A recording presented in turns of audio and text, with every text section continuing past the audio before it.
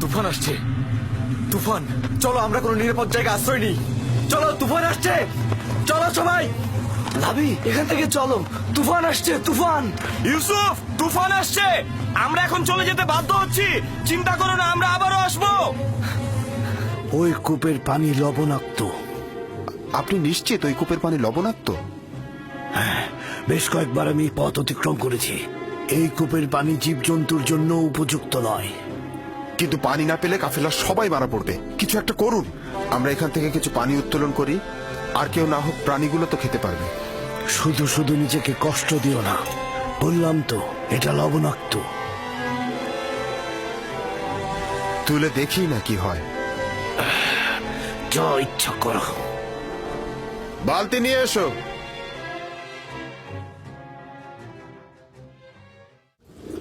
খোদা তাআলার এটাই ইচ্ছা, তুমি হবে বান্দাদের নাজাতের প্রতিনিধি। এই কাফেলার সঙ্গে দূরের কোনো দেশে চলে যাবে। তাহলে আমার আব্বাজানের কি হবে? আমি তো তাকে ভালোবাসি। তিনি অবশ্যই তোমার বিচ্ছেদে ধৈর্য ধারণ করবে, এটাই পরবর্তীকারের ইচ্ছা। আর কাফেলাদের কাছে তোমার ঠিকানা গোপন রাখবে। পারতপক্ষে তাদের প্রশ্নের খুব কম উত্তর দেবে। কিন্তু আমার পিতা তো আমার বিচ্ছেদ সহ্য করতে পারবে না। বিচ্ছেদের শোক তো মৃত্যুর শোকের চাইতেও উত্তম। যদি পিতার কাছে ফিরে যাও, তোমার ভাইরা তোমাকে হত্যা করবে। সুতরাং নীরব থাকো, পরবর্তীকারের ইচ্ছার মূল্যায়ন করো।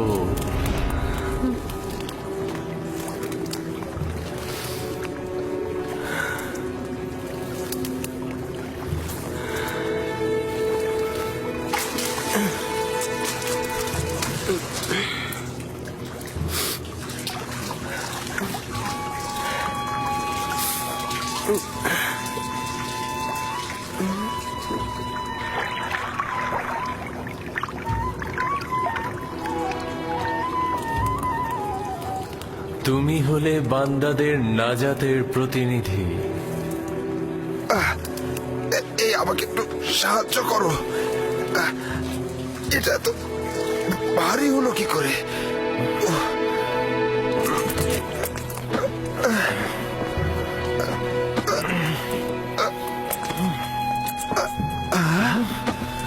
আরে আরে, এই বালতির মধ্যে এটা কি? জানাবে মালিক, তুমি কি ফেরেশতা না ইনসান? ওঠো।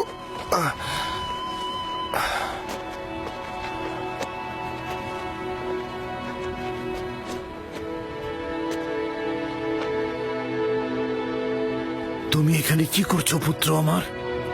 হে খোদা, এত সুদর্শন বাচ্চা আমি এর আগে কখনো দেখিনি। তুমি কূপের মধ্যে কি করছিলে? কারো জন্য অপেক্ষা করছিলে?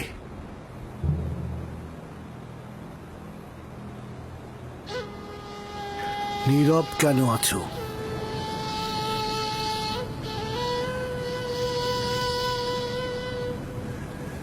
আমার ভাষা বুঝতে পারছো না নাকি ভয় পেয়েছো?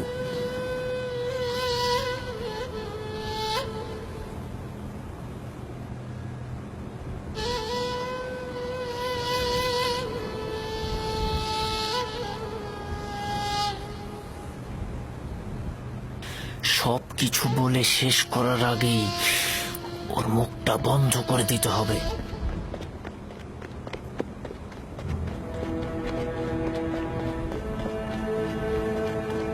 শোনো, আমিও ইব্রানী বংশের সন্তান। তুমি আমাদের দেখে ভয় পেও না বালক। ভয় পেও না পুত্র আমার, এখানে কেউ তোমাকে আঘাত করবে না। কথা বলো, তোমার নাম কি? ইউসুফ। কি আশ্চর্য, তাহলে তো তুমি কথাও বলতে পারো। হ্যাঁ, বলো তো দেখি, কোন শহরের অধিবাসী তুমি? কোন গোত্রের? কার সন্তান? আমি বলবো না। আমি চাই না তাদের কাছে ফিরে যেতে। তারা আমাকে পেলে হত্যা করবে। তার মানে তোমার আত্মীয়গণ তোমাকে হত্যা করতে চেয়েছিল, ওরাই আমাকে এই কূপে ফেলে দিয়েছিল। কিন্তু কি করা যাবে, তোমাকে তো ফিরতেই হবে। আমাকে তোমাদের সঙ্গে নিয়ে যাও। আমি বাড়িতে ফিরতে চাই না। তোমার পিতামাতার তাহলে কি হবে? না, আমি পারবো না তোমাকে নিয়ে যেতে। তাহলে আমাকে অনুমতি দাও, আমি এমন জায়গায় চলে যাই যেখানে আমাকে কেউ খুঁজে না পায়।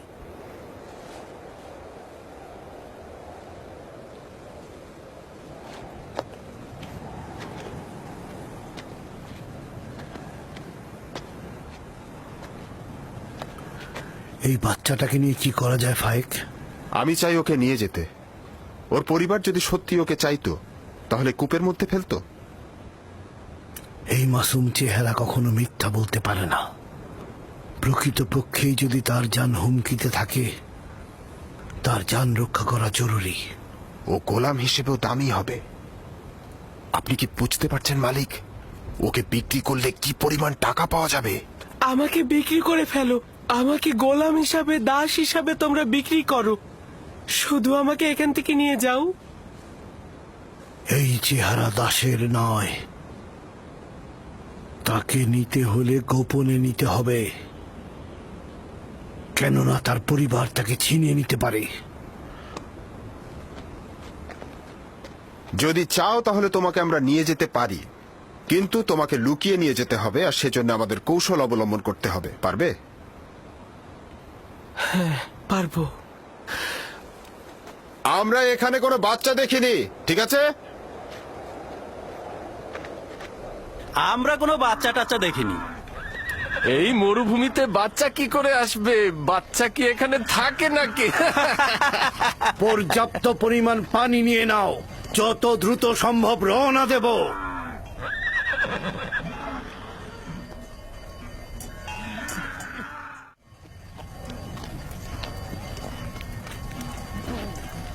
এরা কারা? এরা দস্যু নয় তো? সবাই অস্ত্র নিয়ে প্রস্তুত হও।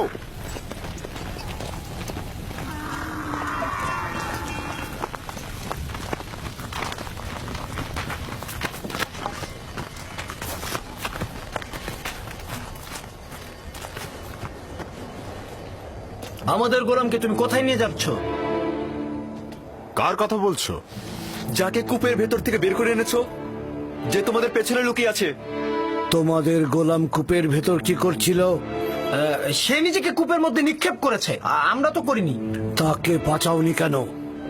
আমরা তো তাকে বাঁচানোর জন্যই দড়ি আনতে গিয়েছিলাম। যাই হোক না কেন, সে এখন আমাদের গোলাম। কোন প্রকারে যদি সে নিজে না চায় তোমাদের সাথে যেতে? তার এইটা করার কোনো অধিকারই নেই। গোলাম তার মালিকের ইচ্ছার অনুগত। যদি সে স্বীকার করে তোমাদের গোলাম, তাহলে?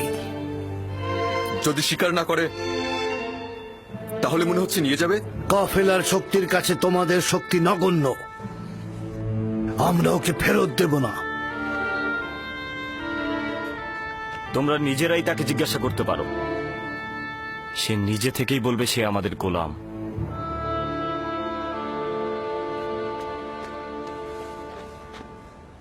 তুমি এদের ভয় পেও না, তোমার কোনো ক্ষতি করতে পারবে না এরা। শুধু বলো, তুমি কি এদের গোলাম? আমাকে মিথ্যা বলার শিক্ষা দেওয়া হয়নি।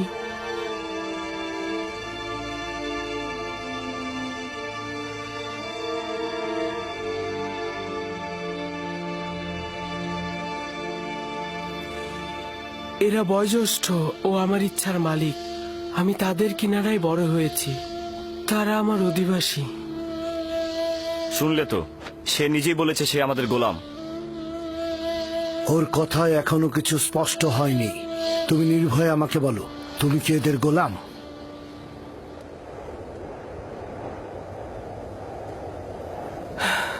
এরা বয়োজ্যেষ্ঠ ও আমার ইচ্ছার মালিক।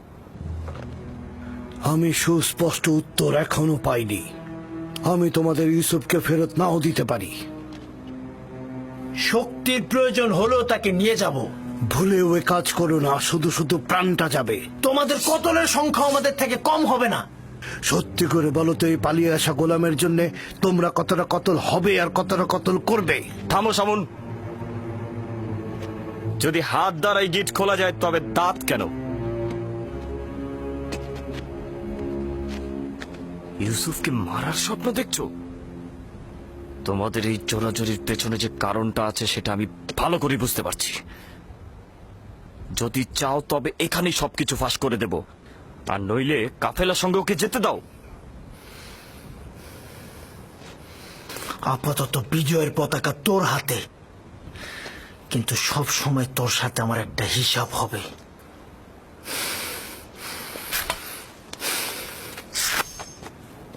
এই গোলামের মালিকানা পাওয়ার জন্যে আমার মনে হয় না কোনো রক্তপাতের দরকার আছে। ইউসুফের মালিক হব কি হব না সেটা পরের ব্যাপার, আপাতত এটা বাদ দিচ্ছি। তুমি কি তোমার মালিকদের সঙ্গে যেতে চাও?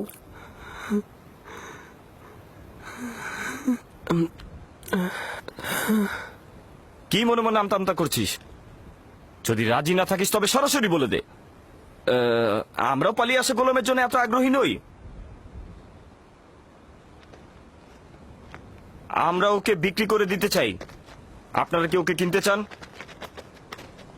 হঠাৎ এই সিদ্ধান্ত গ্রহণের কারণ জানতে পারি? কিছুটা তো কারণ আছেই। আমরা ওর পিছনে ঘুরতে ঘুরতে ক্লান্ত হয়ে গেছি, সেজন্য। ওর মূল্য কত চাও? 1000 দিরহাম। যদিও এর চেয়ে সে বেশি মূল্যবান, কারণ সে সুদর্শন ও বুদ্ধিমান। 1000 দিরহাম? তা ওই পালিয়ে আসা ভবঘুরে গোলামের জন্যে? না, আমি এত টাকা প্রদান করতে পারবো না।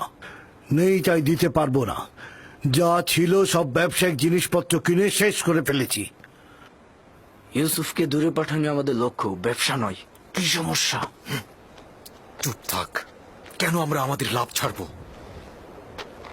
হয় ব্যবসায়ীদের কাছে যা আছে তা নিয়ে নাও, নয়তো আব্বাজানের কাছে ইউসুফকে নিয়ে চলো। এবার সিদ্ধান্ত তোমার উপর। কত দিরহাম আছে?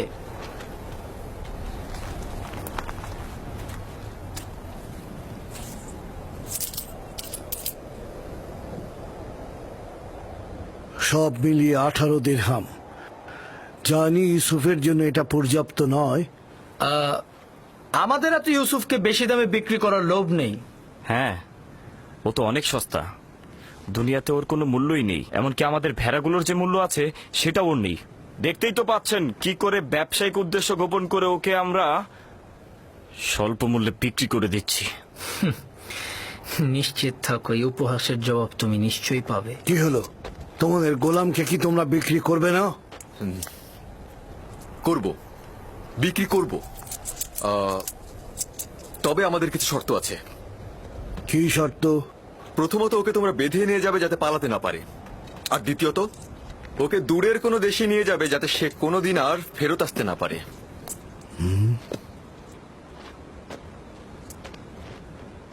যদি একবারের জন্য তোকে ক্যানানে দেখি আমি, তবে জিন্দা ফিরতে পারবি না।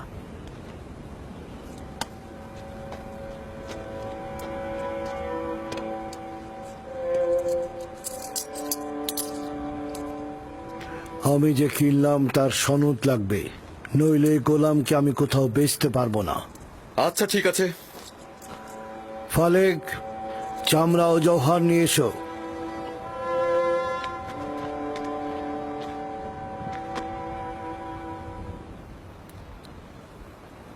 চিন্তা করিস না, এরা আমাদের চেয়ে উত্তম।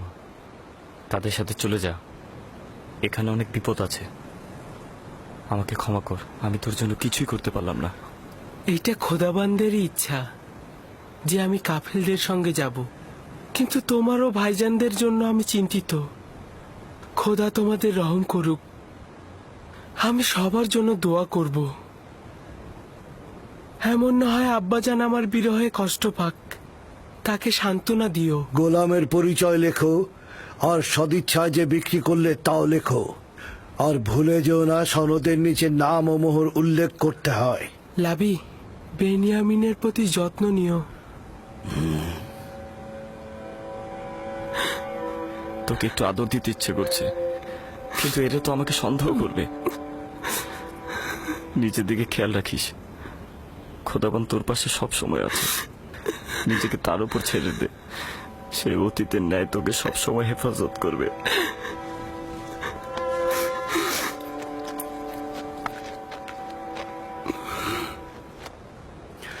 গোলামের হাত বেঁধে ফেলো, যদি পালিয়ে যায় তো তুমি দায়ী থাকবে। সনদটি সিন্ধুকের মধ্যে রাখো, আমরা এখনই রওনা হব।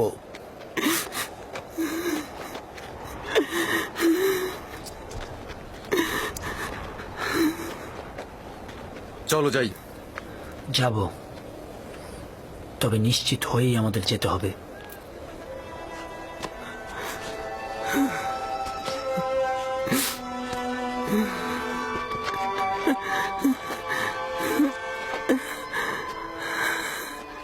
রওনা করো,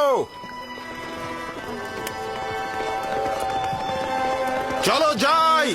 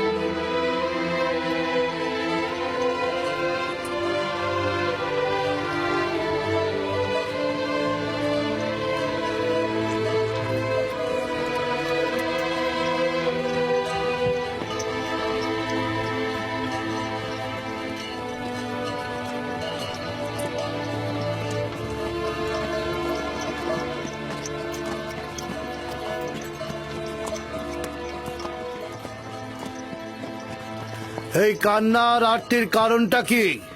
যদি আমার বিক্রেতাদের সঙ্গে খোদা হাফেজি করতে পারতাম, কেউ আমার সাথে খোদা হাফেজি করলো না। আজব, আমি তো তাদের মধ্যে তোমার জন্য কোনো দয়াই দেখলাম না, আর তোমারও তো তাদের জন্য ভয় ছাড়া আর কিছুই ছিল না। আর তুমি কিনা তাদের সাথে খোদা হাফেজ করার জন্য ব্যাকুল। এটা কি ধরনের আসক্তি? যদিও তারা আমাকে অনেক ঘৃণা করে, কিন্তু আমি তো তাদেরকে অনেক ভালোবাসি। তোমার জন্য এটাই ভালো হবে অতীতের সবকিছু ভুলে যাওয়া, কারণ আজ থেকে তুমি আমার গোলাম।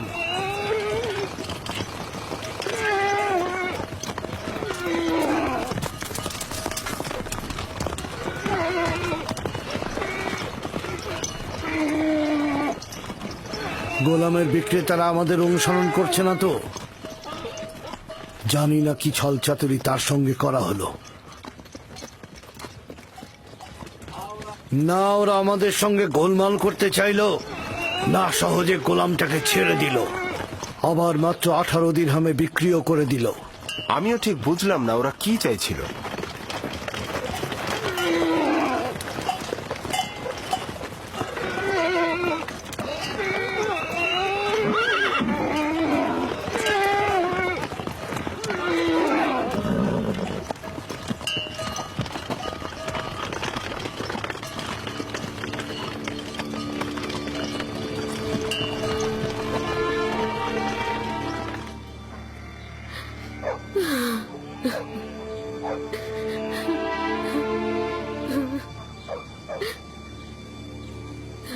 অনুভব করছি ইউসুফের অবস্থা ভালো নয়।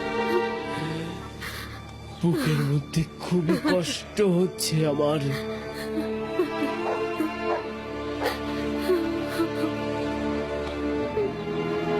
আরেকটা দিন শেষ হতে চলল। ইয়াকুব এখনো অপেক্ষায় বসেই আছে। যদি খোদাবন্ধ সদয় হন তো তবেই ইয়াকুব শান্ত হবে।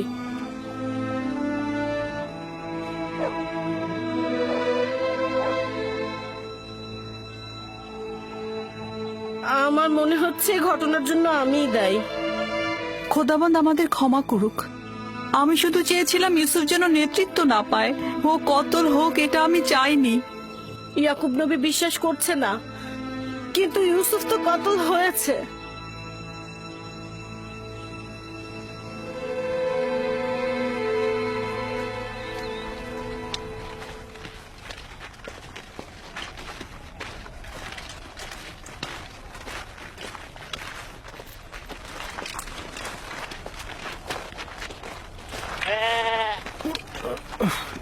কি হলো?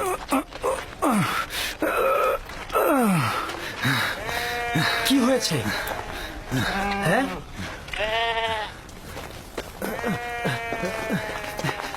নেকড়ে হামলা করে অনেকগুলো ভেড়া মেরে ফেলেছে। তাহলে তুই এখানে কি করছিলি? মরে গিয়েছিলি?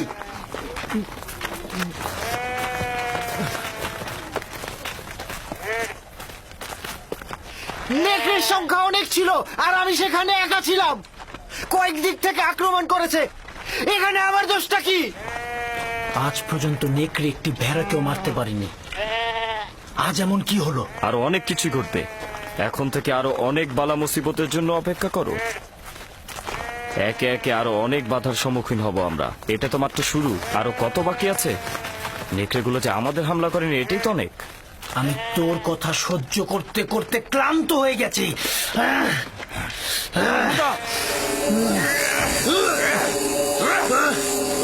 অনেক সহ্য করেছিল আমি। ইয়াহুদা আমাকে মার। শামুন!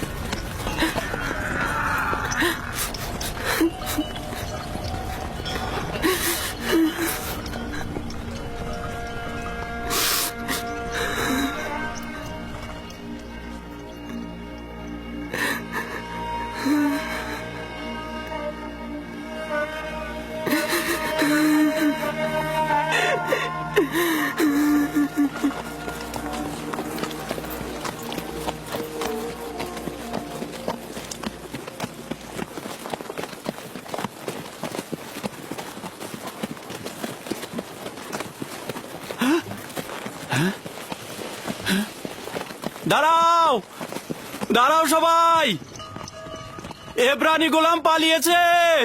দাঁড়াও সবাই।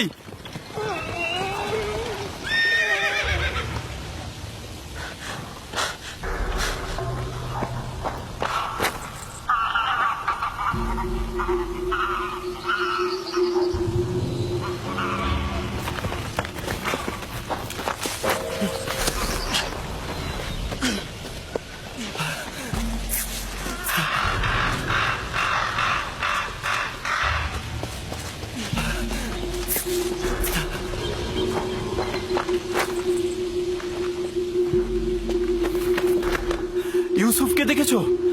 ওই যে ওই বাচ্চাটার কথা বলছি। আমি তো দেখিনি ওকে। কখন নিয়ে আসলে? সঙ্গে করে এনেছিলাম, এখন দেখি ও নেই। তার সাথে তোমার কি কাজ? ফালেক ওকে আমার কাছে অর্পণ করেছিল, এখন যদি হারিয়ে যায় আমাকে কঠিন শাস্তি দেবে।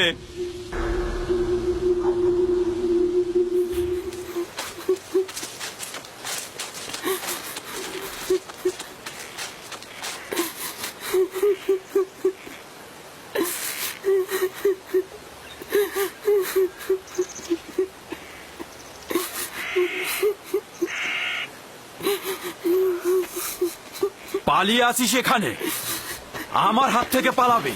ওঠ, এত বড় সাহস!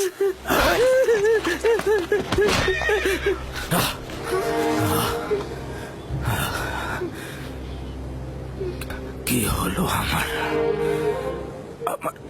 বুকের ভেতরটা? না জানি আমার ইউসুফ কোথায় আছে, কোন বিপদে আছে। শান্ত হন খোদার নবী। আমার ইউসুফ কোথায় আছে? কেমন আছে আমার ইউসুফ?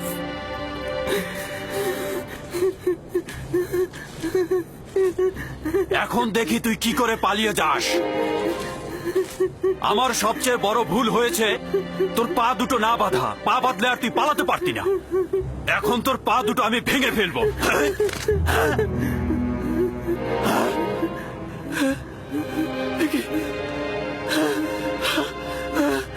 আমার হাত, আমার হাত!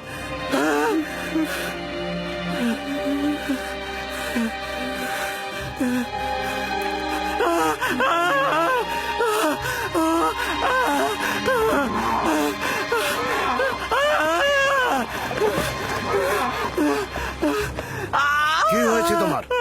দেখি দেখি কিভাবে এমন হলো। আমি জানি না কি করে হলো, আমি কিছুই বুঝতে পারছি না। এমনি এমনি তো আর এরকম হওয়ার কথা নয়। ভারী কিছু তুলেছিলে নাকি পাথরে আঘাত করেছিলে? কিভাবে ব্যথা পেলে বলো?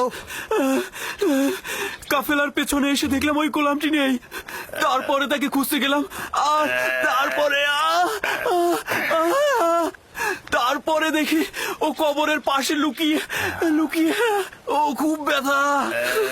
আমি রেগে গিয়ে তাকে একবার আঘাত করতে গিয়ে আমার হাতের এই অবস্থা হলো। ওকে আঘাত করার পর এরকম হয়েছে? এত ছোট বাচ্চার কি ক্ষমতা রয়েছে তোমার আঘাত নেবার? চিন্তা করলে না তার কথা তোমার উপর প্রতিশোধ নিতে পারে? ছোট লোক কথা, আমরা তো তাকে বিক্রয় করার জন্য নিয়ে যাচ্ছি। এরকম আঘাত থাকলে আমরা তো কোনো মূল্যই পাবো না। পালিয়েছিলে কেন? আমি পালাইনি, আমার আম্মাজানের মাজার এটা। খোদা হাফেজি করছিলাম।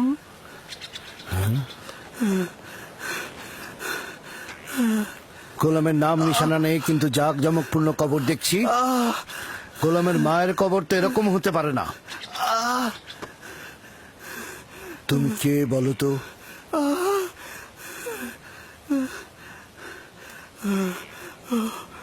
আঘাতটা খুব বেশি লেগেছে না?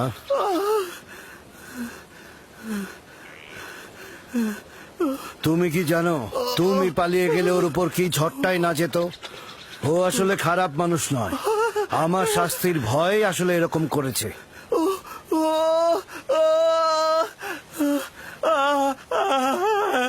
তাকে কি তুমি এখন ঘৃণা করছো? আমাকে ঘৃণা করতে শেখানো হয়নি। সাব্বাস পুত্র। যদি তাকে তুমি ক্ষমা করো তাহলে আমি তোমার বাঁধন খুলে দেব। আমাকে আর আঘাত করবে না তো?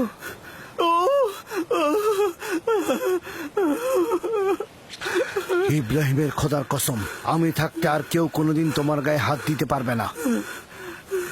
একাত্মবাদী খোদা মানো? আমি মালিক ইবনে ইবনে আল কাইদ ইবনে ইসমাইল ইবনে ইব্রাহিম। আমি ইসমাইল জাবিউল্লাহর বংশধর। তুমি কার সন্তান? আমিও সন্তান। কার সন্তান? আমি কূপের সন্তান। তাহলে বলতে চাচ্ছ না কে তোমার পিতা? বললাম তো আমি কূপেরই সন্তান। তুমি কালকে যে কূপটা দেখেছ, আমি সেখানেই জন্মেছি। হকের বার্তাবাহক আমার উপরে জাহির। আমি আর তোমাকে কখনো পরিচয় জিজ্ঞেস করব না। ইচ্ছে হলে পরিচয় দেবে, না হলে দেবে না, কিন্তু ওকে তুমি ক্ষমা করে দাও।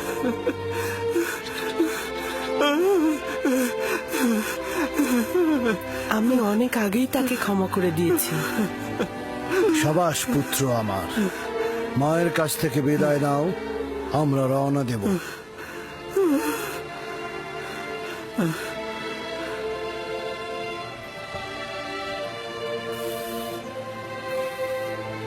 সবাই প্রস্তুত হও, আমরা এখনই রওনা করব।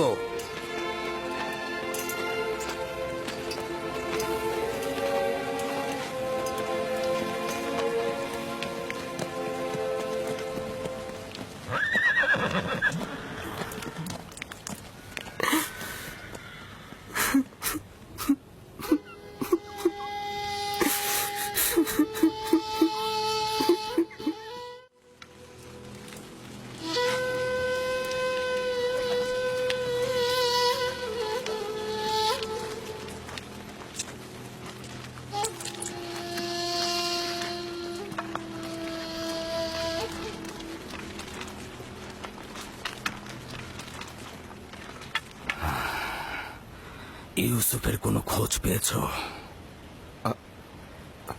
তার মানে কি ও হারিয়ে গেছে? আপনারা কেন জখম হয়েছেন? এখন থেকে বনি ইসরায়েলেরা না কোনো বরকত কল্যাণ দেখবে, না তাদের জীবনের কোনো সুসংবাদ আসবে। ইউসুফকে যে নেকড়েরা হামলা করেনি তা আমি ভালো করে বুঝতে পারছি। তোমরা জানো ইউসুফ কোথায়।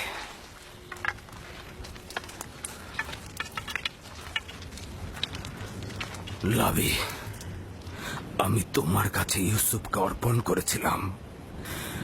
তুমি না থাকলে আমি ইউসুফকে মরুভূমিতে পাঠাতাম না। তুমি কেন ওর লক্ষ্য রাখলে না? লাভি, ইউসুফ কোথায় বলো? আমি জানি তোমরা জানো ইউসুফ কোথায়। বলো ইউসুফ কোথায়? আমার ইউসুফকে এনে দাও, আমার ইউসুফকে এনে দাও, ইউসুফকে এনে দাও আমার।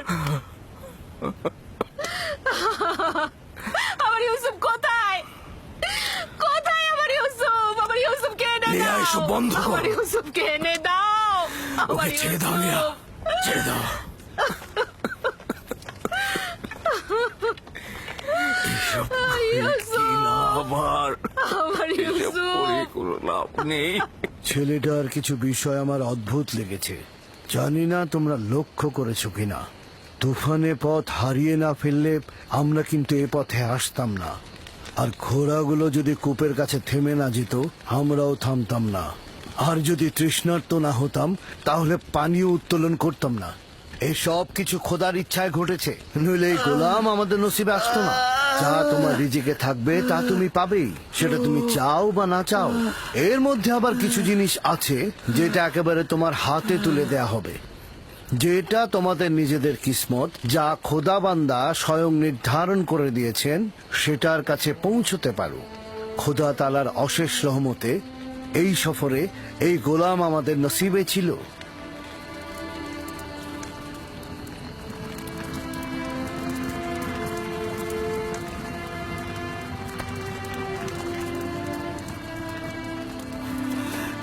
হে ইশতারে খোদা, আমাকে নাজাত দাও। হে ইশতারে খোদা, আমাকে নাজাত দাও। হে ইশতারে খোদা, আমাকে নাজাত দাও। আমি আর পারছি না, নাজাত দাও।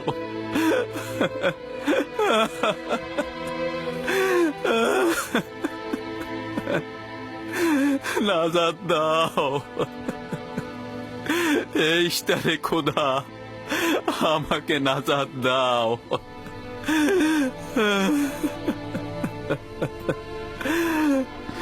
হে মহান ইশতার, নাজাত দাও,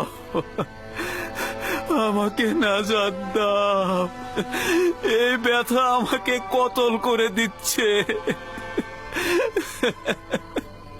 আমাকে নাজাত দাও, এই ইস্তারে খোদা, এই ব্যথা থেকে মুক্তি দাও।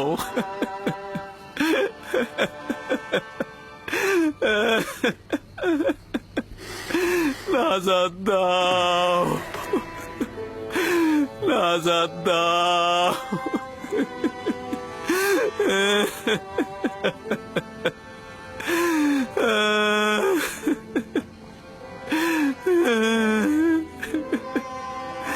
আমাকে এই ব্যথা আমাকে কতল করে দিচ্ছে, আমাকে মুক্তি দাও, মুক্তি দাও।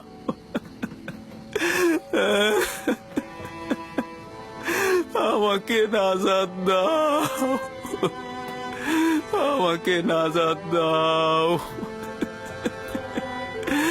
এইটা আমাকে নাজাত দাও।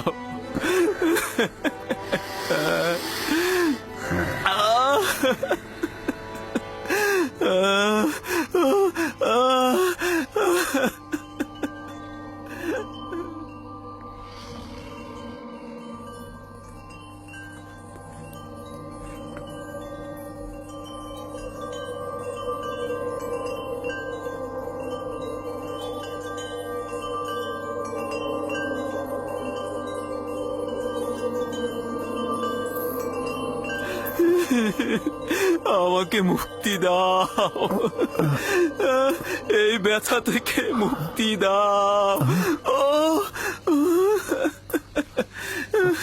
এই ব্যথা আমাকে কতল করেছে,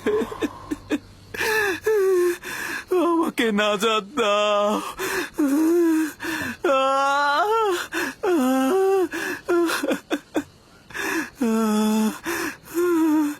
আমাকে নাজাত দাও।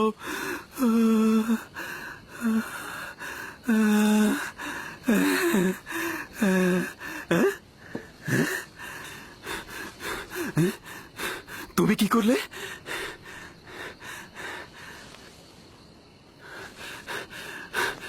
তোমার হাতগুলো আমাকে সাফা প্রদান করেছে। আমি তো কিছুই করিনি, সবাই তো এটাই করে। একটু মালিশ করে দিলেই তো ব্যথার পরিবর্তন হয়। কিন্তু এর আগে জনাব মালিক আমার হাতে কত কিছু দিল, মালিশ করলো, কই তখন তো ব্যথা কমলো না? এখন তো ব্যথা নেই।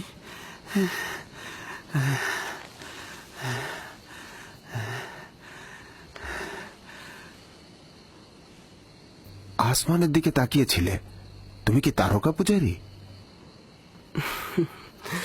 তারকা যা দিনের বেলায় দেখা যায় না, তাকে কি পূজা করা যায়?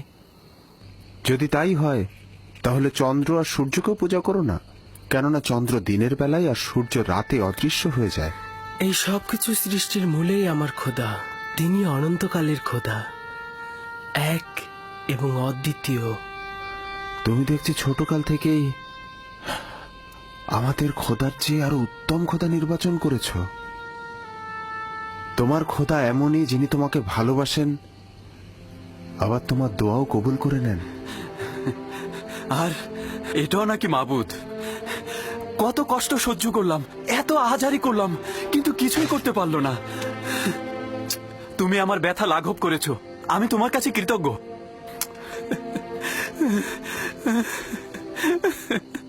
আমি তোমার কাছে কৃতজ্ঞতা জ্ঞাপন করছি। এই কয়েক ঘন্টায় ব্যথায় আমার জান যাবার উপক্রম হয়েছিল। আমি তোমাকে চর মারার জন্য তোমার কাছে ক্ষমা প্রার্থনা করছি। চরটি ভালো ছিল। যদি চর আপনার হেদায়েতের কারণ হয় তাহলে আমি সন্তুষ্ট। এই এলাকার অধিবাসী হিসেবে এখানকার সব পথ সম্পর্কে আমি অবগত। প্রতিবার আমি কাফেলারদের পথ দেখাই, কিন্তু এবার মনে হচ্ছে তুমি আমাদের পথ দেখাবে। হেদায়েত তার হাতে। তিনি যাকে চাইবে হেদায়েত করবে, যাকে চাইবে না হেদায়েত করবে না, তাকে অন্ধকারে ডুবিয়ে রাখবে।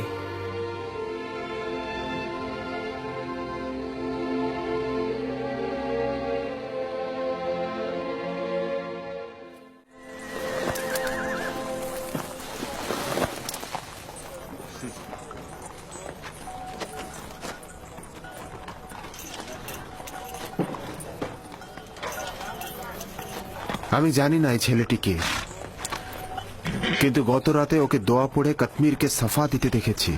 ওর আসমানে খোদার কাছে ওর দোয়া কবুল হয়। সম্ভবত ও খোদার আশুলিয়া। কাশ্মীরের সাফা প্রাপ্তির সঙ্গে ওর খোদার আশুলিয়া হওয়ার সম্পর্ক নেই। গতকালই তো বলেছিলাম ইউসুফ যদি ওকে ক্ষমা করে তাহলে সে সাফা পাবে। কিন্তু আপনি আমার খোয়াবকে কি বলবেন? আমি খোয়াবে দেখেছি ও যেদিক দিয়ে যাচ্ছে সেদিকে সবুজ গাছে ভরে যাচ্ছে। খোয়াব তো কোনো মানদণ্ড হতে পারে না। তুমি একাত্মবাদী খোদাকে চেনো না।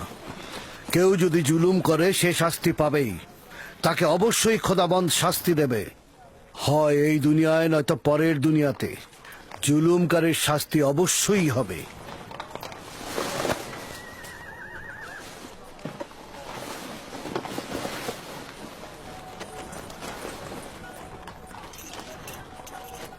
এই অঞ্চলটি সবুজ ও আনন্দময় ছিল, কিন্তু এবছর অনাবৃষ্টিতে আমাদের ফসলগুলো সব ঝুঁকির মুখে। আমি এই অঞ্চলের বাসিন্দা। যদি বৃষ্টি না হয় তাহলে দুর্ভিক্ষে সব শেষ হয়ে যাবে।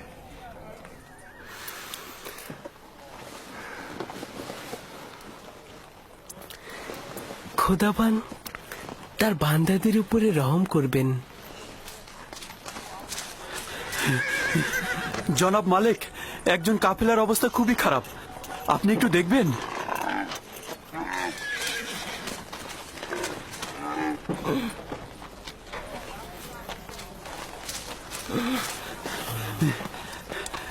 জনাব মালিক, উনি আগে থেকে বিমার ছিলেন, কিন্তু আজকে খুবই খারাপ অবস্থা। তার অবস্থা তো সত্যিই অনেক খারাপ।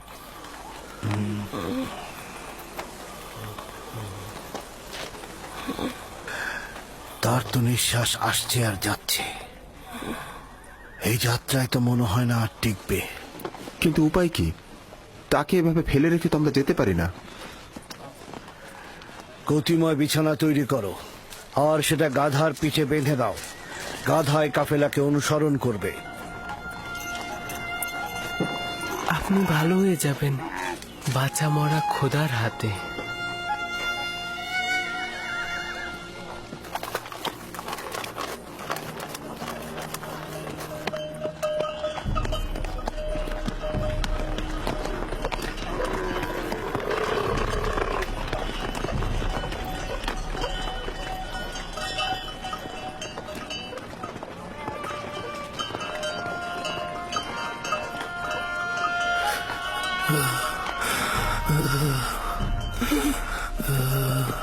প্রিয় পুত্র আমার, আমার আর সময় বেশি নেই।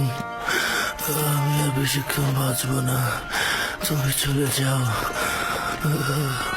আমি মারা পড়বো। আমি আছি আপনার কিনারায়। চলে যাও। আপনি উত্তেজিত হবেন না। মৃত্যু ও জীবন খোদার হাতে, তিনি কাউকে নিরাশ করেন না।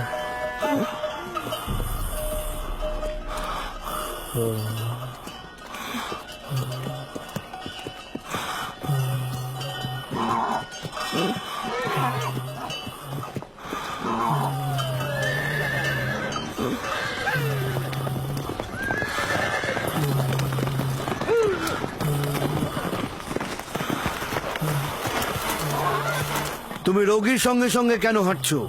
আমিও নিষেধ করেছি, কিন্তু আমার কথা শুনছিই না। আমি তাকে একা রেখে যেতে পারবো না।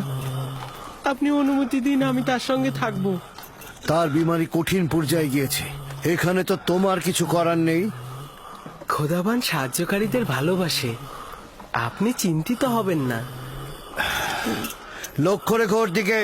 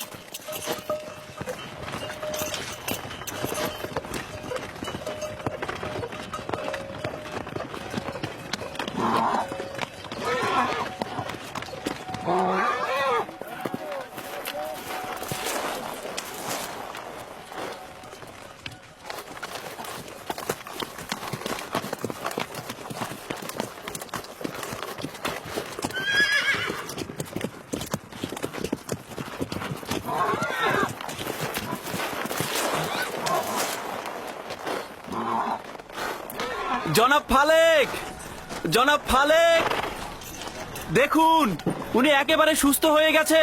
উনি মৃত্যুর কোল থেকে নাজাত পেয়েছেন। দেখুন কি অদ্ভুত ঘটনা, উনি একেবারে সুস্থ হয়ে গেছেন। আপনি সত্যিই সুস্থ?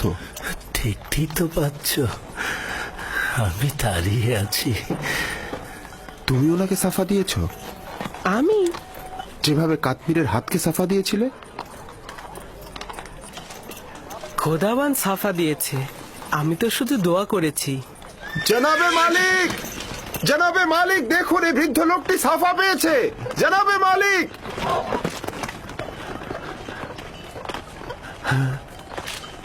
আচ্ছা তুমি এই বিমার লোকটির সাথে থাকার জন্য কেন জোরাজুরি করছিলে?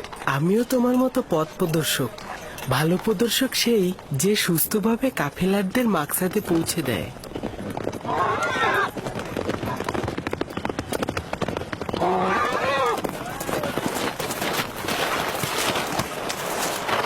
ব্যাপার কি, সবাই থেমে গেলে কেন? ইউসুফ আমাকে বলল এই গতিময় বিছানা থেকে নেমে এসো। আমি নেমে আসলাম। তুমি তো দেখতেই পাচ্ছ আমি এখন সম্পূর্ণ সুস্থ।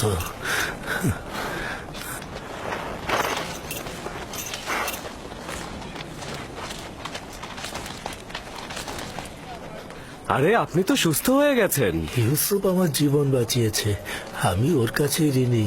ও যদি আমার সেবা যত্ন না করতো নিঃসন্দেহে আমি এতক্ষণে মারা পড়তাম।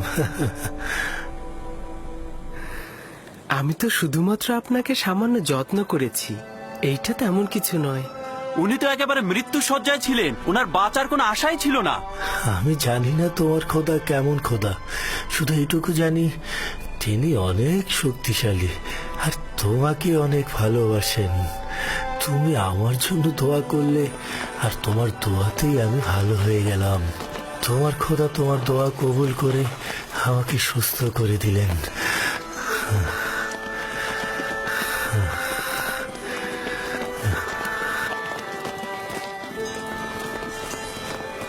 সবাই রওনা করো।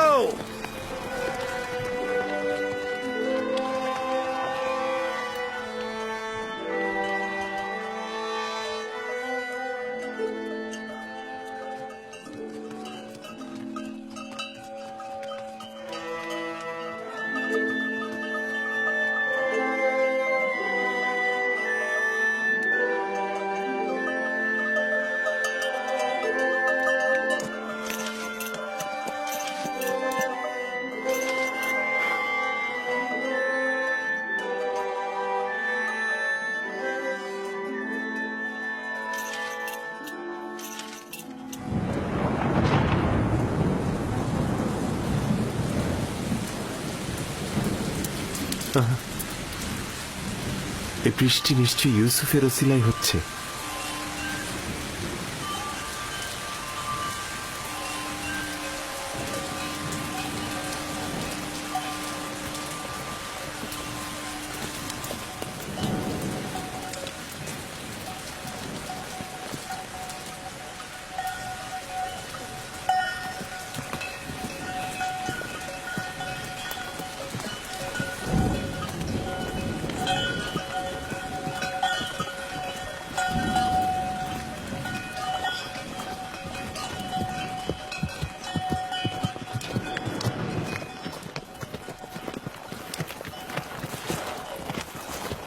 ওই সামনে মিশরের সীমানা, খুব বেশি সময় লাগবে না, অর্ধ দিনের মধ্যেই আমরা ওইখানে পৌঁছাবো।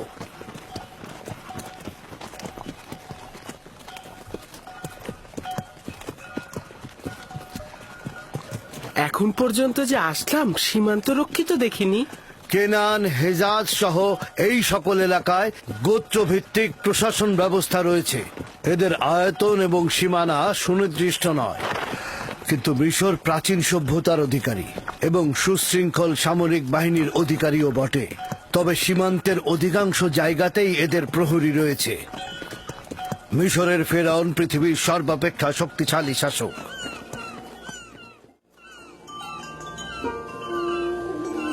খোদাবান, আমি নিজেকে তোমার উপরে অর্পণ করেছি।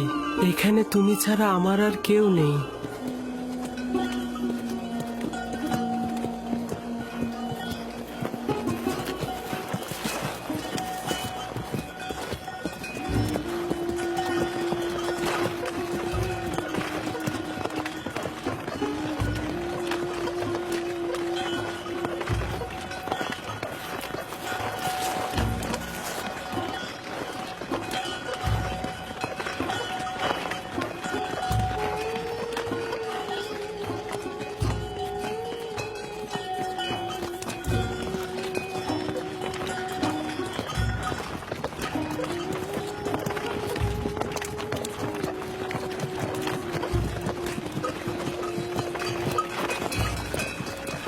এটাই হচ্ছে মিশরের সীমান্ত।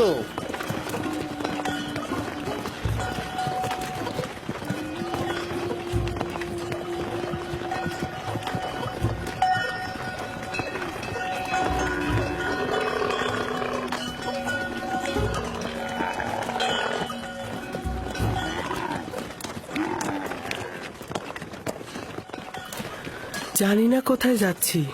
এই অজানা গন্তব্যে খোদা তাআলা তুমি আমার সহায়।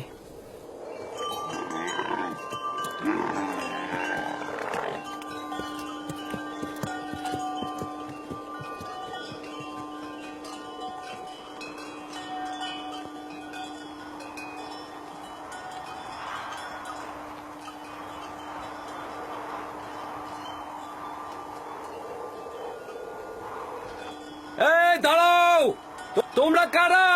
কোথা থেকে এসেছো? মালেক ইবনে জার, বাবেল থেকে।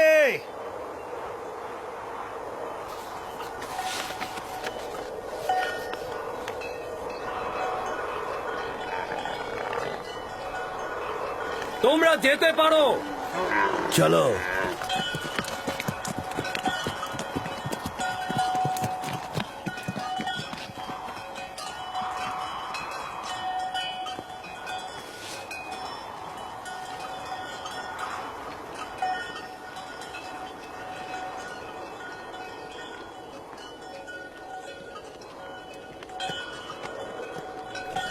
ওরা কি আপনাকে চেনে? হ্যাঁ, চিনবে না কেন? আমরা অনেক বছর ধরেই মিশরে ব্যবসার কাজে যাই। মিশর অনেক প্রাচীন আর সুসভ্য দেশ। শাম আর ক্যাননের সাথে মিশরের পার্থক্য অনেক। আজব ধরনের পোশাক পরেছিলেন, তাই না? হ্যাঁ, ওদের মাথার মুকুটটা একদম গোখরো সাপের মতো। এটা সর্পের ভূমি বলে প্রসিদ্ধ। মিশরবাসীদের ধারণা যে একটা আজদাহা সাপ এই ভূমিকে রক্ষা করে চলেছে।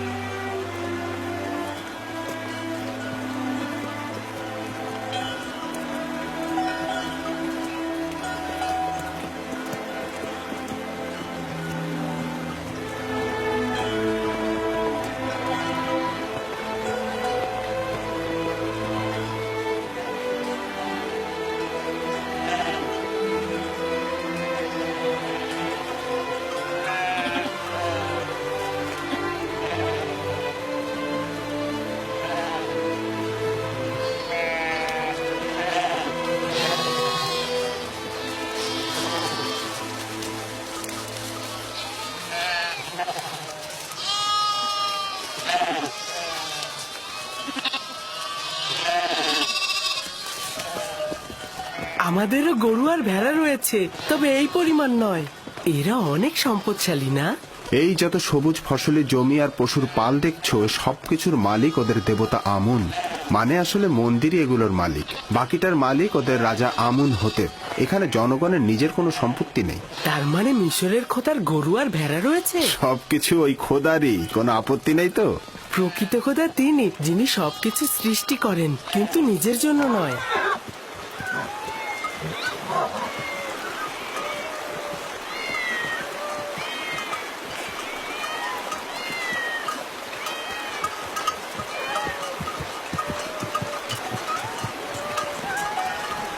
এই বিড়ালগুলো এখানে কি করছে? এই শহরের লোকদের খোদা হলো বিড়াল। এটাই এই শহরের মন্দির, শহরের ঠিক মুখে। এই শহরের মানুষ বিড়াল খুব ভালোবাসে।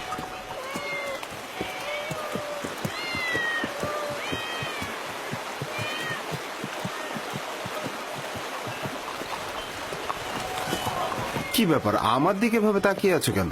আমি কিন্তু বিড়াল পূজারী নই। আর অন্য সবার খোদা তোমার খোদার মতন ত্রুটিহীন আর অতুলনীয় নয়। জনাবে মালিক, এই শহরের খোদা হচ্ছে বিড়াল, তারা আবার খাবারও খায়। খুব বেশি অবাক হয়েও না, এই অঞ্চলের খোদারা জীব জন্তু চারণভূমি এমনকি স্ত্রী সন্তানেরও মালিক।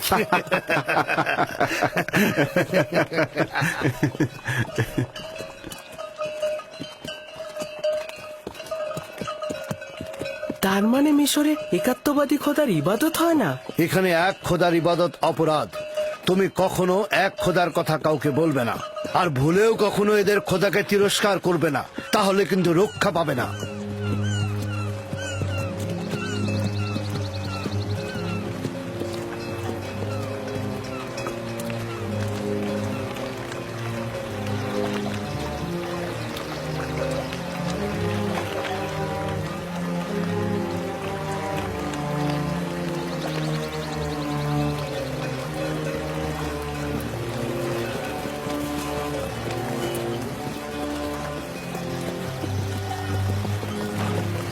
কত বড় নদী! এটা কি নীল নদ? এটা ছোট নীল, নীলেরই একটা শাখা। নীল নদ এর চেয়ে আরো অনেক বড় আর পবিত্র।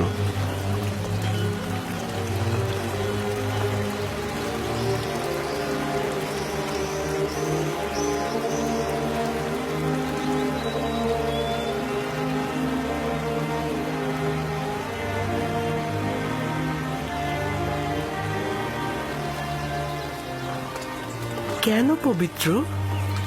মিশরের লোকজন সবকিছুই নীল নদ থেকে পেয়েছে। নীল নদ না থাকলে মিশরও থাকতো না। তবে এখনো কেউ এই নীলের সূচনা স্থল দেখেনি।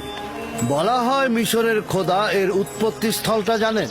এই নদী দক্ষিণ দিক থেকে উত্তরে প্রবাহিত হয়েছে এবং ভূমধ্য সাগরে গিয়ে মিশেছে। আমরা এখন উত্তর থেকে দক্ষিণে প্রাচীন শহর টেবসের দিকে যাচ্ছি। তেবস আমন খোদার শহর।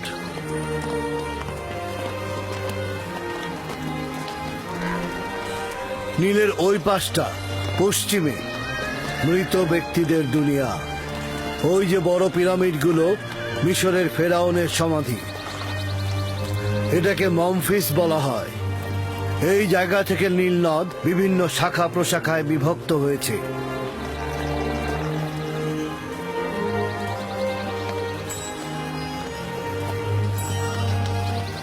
যদি ইউসুফকে মিশরের একজন সম্পদশালী ব্যক্তির কাছে বিক্রয় করি, তাহলে ইউসুফও যেমন প্রশান্তি ও নেয়ামত পাবে, তেমনি আমরাও অধিক লাভবান হব।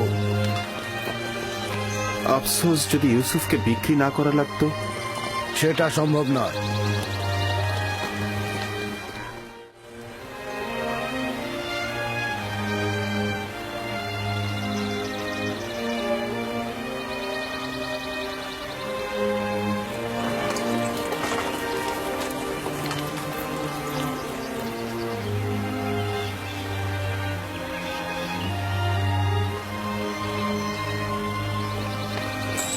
আমরা দক্ষিণের দিকে যাব।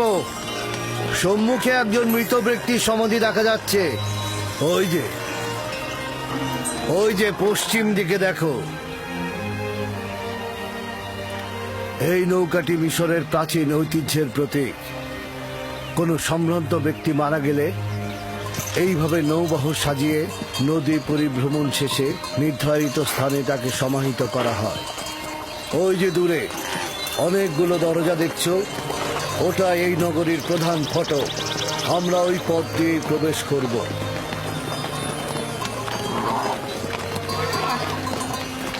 এই হলো 100 দরজা বিশিষ্ট তেবস শহর। 100 দরজা? আসলে দরজা 10টার বেশি নেই, কিন্তু মুসাফিরগণ এই শহরকে তাদের নিজেদের চোখে দেখে। তারা তাদের শহরে ফিরে এই 10 দরজাকে 100 দরজা বানিয়ে বলে।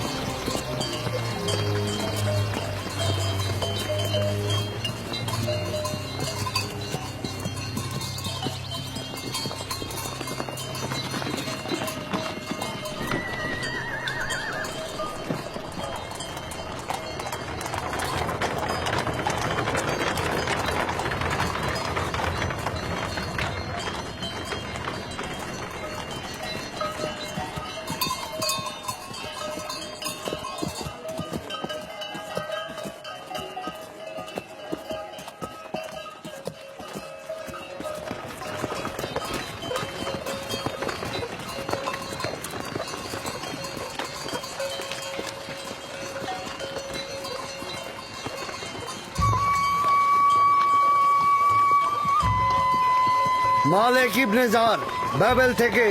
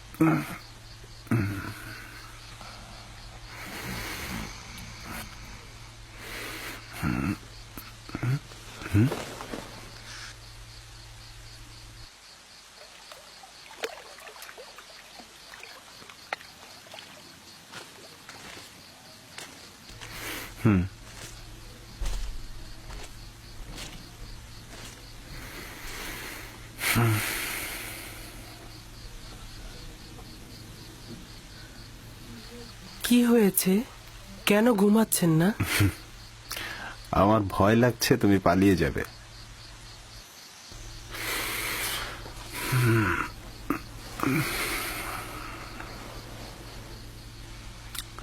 আসলে তুমি কে? তুমি খুব সাধারণ কেউ না। আমি তো পূর্বেও এর উত্তর দিয়েছি।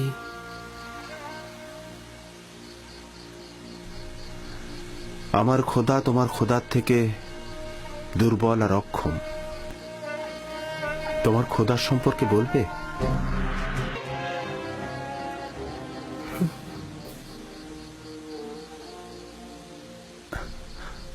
তোমার খোদা হাজির, তোমার খোদা নাজির। আমি সবখানে তার অনুগ্রহ দেখেছি। কত সহজেই তুমি তার সাথে সম্পর্ক স্থাপন করো। সে তোমার ডাকে সাড়া দেয়, তোমার দোয়া কবুল করে। তোমার অন্য ইনসানের সাথে কুদরতের পার্থক্য রয়েছে। তুমি কে? খোদা ভালো কাজে সাড়া দেয়, সহযোগিতা করে। তোমার এই খোদাটা কে যে সব জায়গায় তোমার সহযোগী? তুমি তো এতক্ষণ তার বর্ণনাই দিলে। তার প্রতি আমি ঈমান আনতে চাই। তুমি ঈমান এনেছো, তার প্রতি তো তোমার ঈমান রয়েছে। আমার ঈমান রয়েছে?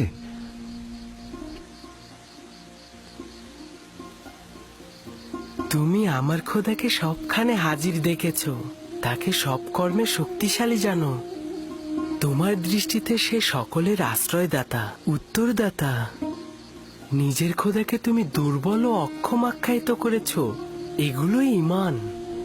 তার মানে আমিও তোমার মতো এক খোদার ইবাদতকারী? কাশ্মীরের সাফা পাওয়ার রাতেই তুমি ঈমান এনেছিলে। আমি তো তোমার কথা শুনেই বুঝতে পেরেছিলাম। তুমি কে? সত্যি করে বলো, তুমি কে? তুমি আমাদের সম্পর্কে এত অবগত? তোমাকে তোমার এক খোদার কসম, সত্যি করে বলো তুমি কে? বলো। কসম দিও না, বলার অনুমতি নেই আমার। আমার ইচ্ছায় কিছুই হচ্ছে না, সবকিছু খোদা তাআলার ইচ্ছাই হচ্ছে। এবং সেই পবিত্র ইচ্ছা পূরণের জন্যই তিনি আমাকে মিশরে এনেছেন। পবিত্র ইচ্ছা? আমাকে কিছুটা তো বলো। আমি জানি না, ভবিষ্যতে অবশ্যই জানবেন। আমি চাই না মালিক তোমাকে বিক্রি করুক। আমি অবশ্যই বাধা দেব। খোদাবান সব বিষয়ে অবগত। যদি তিনি আমাকে গোলাম হিসেবে চান, আমি রাজি।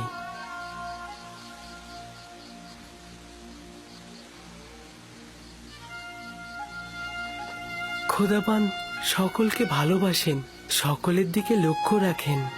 এখনো বলবে না তোমার পিতার নাম? আপনাকে বলেছি তো, আমি কূপের সন্তান। যে কূপ থেকে তোমাকে বের করেছি? ঠিক আছে, বলো না। একদিন তো অবশ্যই জানতে পারবো।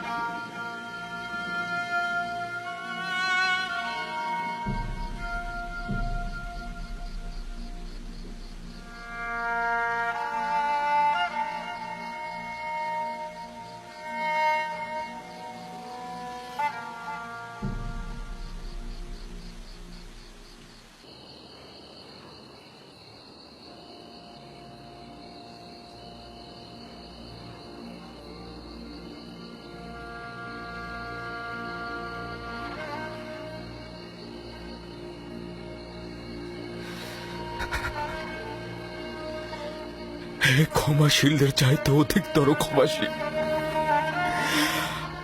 আমাকে যে হাদিয়া প্রদান করেছিলে তা ফিরিয়ে নিলে কেন?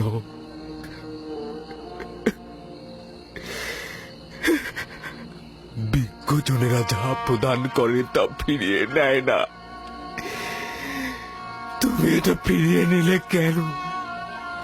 আমার ইউসুফকে তুমি ফিরিয়ে দাও।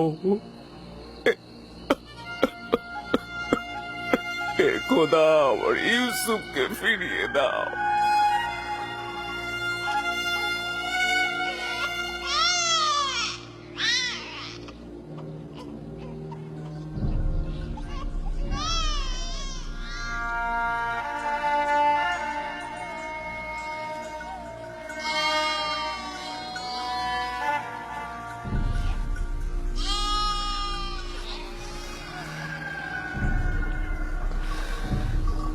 যেখানেই থাকো নিজের হেফাজত করো।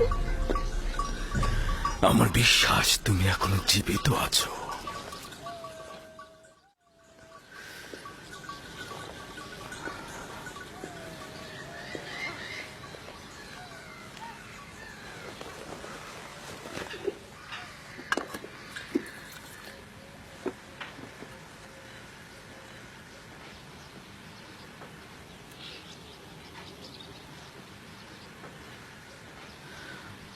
একবার তোমার পুত্রদেরকে জিজ্ঞেস করো ইউসুফের সাথে তারা কি করেছে। আমার বিশ্বাস তারা তাদের ভুল এবার স্বীকার করে নেবে, তারা সত্যটা বলবে। আপনার কেন এমন মনে হচ্ছে যে ইউসুফ মৃত্যুবরণ করেনি? দুইটি দলিল। প্রথমত, নেকড়েরা ইউসুফের জামা ক্ষত বিক্ষত করেনি, আর দ্বিতীয়, আমার মন বলছে ইউসুফ এখন জীবিত আছে।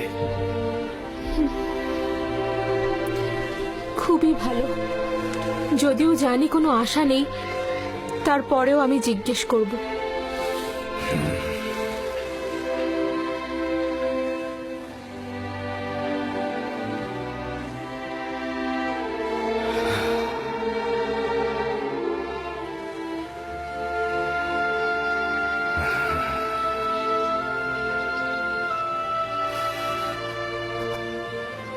আমি চাই তারা তাদের ভুল স্বীকার করে তওবা করুক।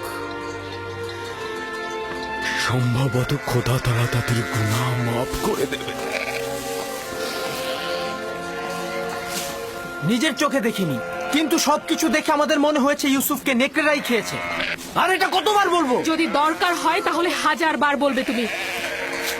তুমি যদি ছোট থাকতে তাহলে মিথ্যে বলার জন্য তোমাকে চাবুক পেটা করতাম। যদি নেকড়েরা ইউসুফকে ছিন্ন ভিন্ন করে থাকে তাহলে তার পিরান কি করে ঠিক থাকলো? আরে বাবা, তা আমরা কি করে বলবো? আমরাও তো বুঝতে পারছি না এটা কি করে ঘটলো। তোমাদের সবাইকে অভিশাপ দিচ্ছি, তোমরা সবাই মিথ্যে বলছো। নেকড়েরা ইউসুফকে কিচ্ছু করেনি।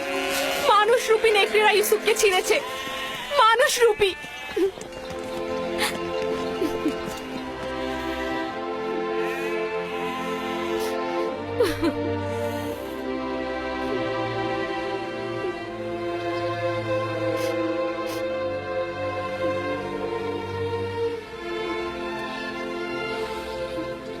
আমি জানি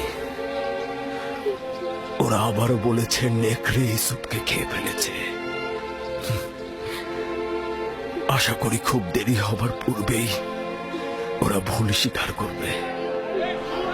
110 কেউ আছে? 250। 250। আমি 300 দেব। 300। 300। আর কেউ আছে? আর কেউ? 300। আর কেউ আছে?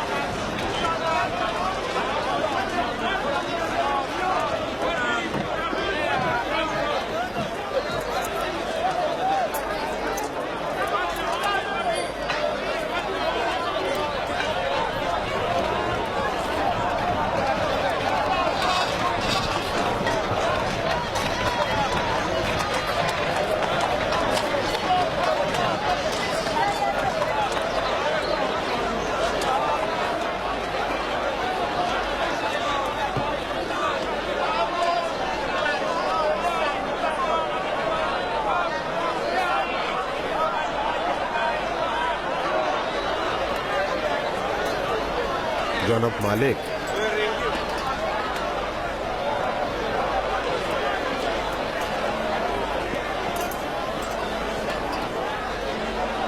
ওকে বিক্রি করবেন না।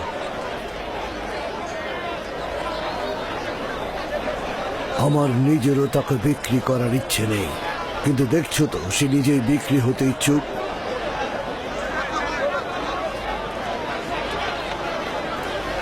এই গোলামটার মূল্য কত?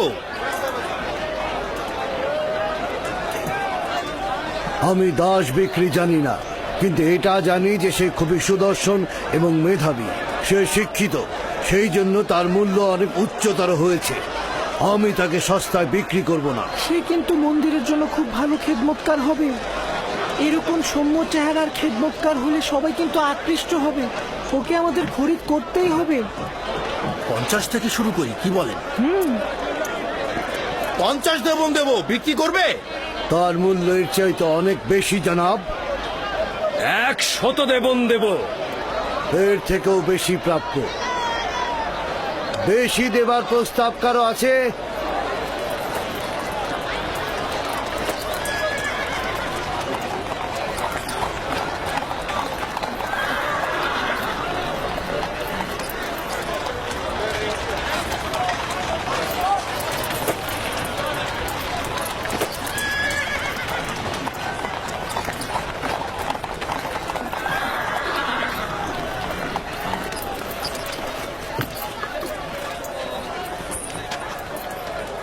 এই দাসগুলোকে দেখুন, এরা কম খায় কিন্তু বেশি কাজ করে। জনাব পুতিফারকে অভিনন্দন। খোশ আমদেদ, খোশ আমদেদ। জনাব, এই দাসগুলো খুবই শক্তিশালী। দুটো ঘোড়ার কাজ একাই করে দেবে। কেমন দাম এদের? আগে দেখুন না, ভেড়ার মতন শান্ত। 300 দেবন দেবেন? 100 করে পাবে। কি বলছেন জনাব? 100 দেবন অনেক কম হয়ে যায়। দেখুন কি সুন্দর চেহারা। আচ্ছা ঠিক আছে, আপনি 200 দেবন দেবেন। যতই কথা বলো, 100 দেবনের বেশি তুমি পাবে না। জনাব একটু বিবেচনা করুন। ঘোড়ার মতন শক্তিশালী, ভেড়ার মতন শান্ত। আমি তোমাকে বলেছি, বিক্রয় না করতে চাইলে রেখে দিতে পারো। কি বলছেন জনাব? বাচ্চাটা কিন্তু অনেক সুদর্শন, কি বলো, তাই না? হ্যাঁ, সামর্থ্য থাকলে কিনে নিতাম। কত দিব বলে? আচ্ছা ঠিক আছে, ঠিক আছে। এই এগুলোকে গাড়িতে তোলো, তাড়াতাড়ি গাড়িতে তোলো। জনাব, আপনি যে 200 করবেন, এটা কিন্তু এই বাজারে কোনো জায়গায় পাবেন না। একদম শান্ত, ভেড়ার মতন শান্ত, ঘোড়ার মতন শক্তিশালী। এরকম দাস আপনি কোথাও পাবেন না। তবে কি জানেন জনাবে আলী, 200 করে বিক্রি করলেও কিন্তু আবার লোকসানি থেকে যায়। কিন্তু জনক পুতিফার যখন এসেছেন তখন আমি 200 করেই দেব। দুশ্চিন্তাগ্রস্ত হয়েও না ইউসুফ, আজ এরাই তোমার খরিদ্দার। হতে পারে তুমি একদিন এদের সবার খরিদ্দার হবে। এরা আমার কাছে কি চায়? এখানে কেন ভিড় করেছে?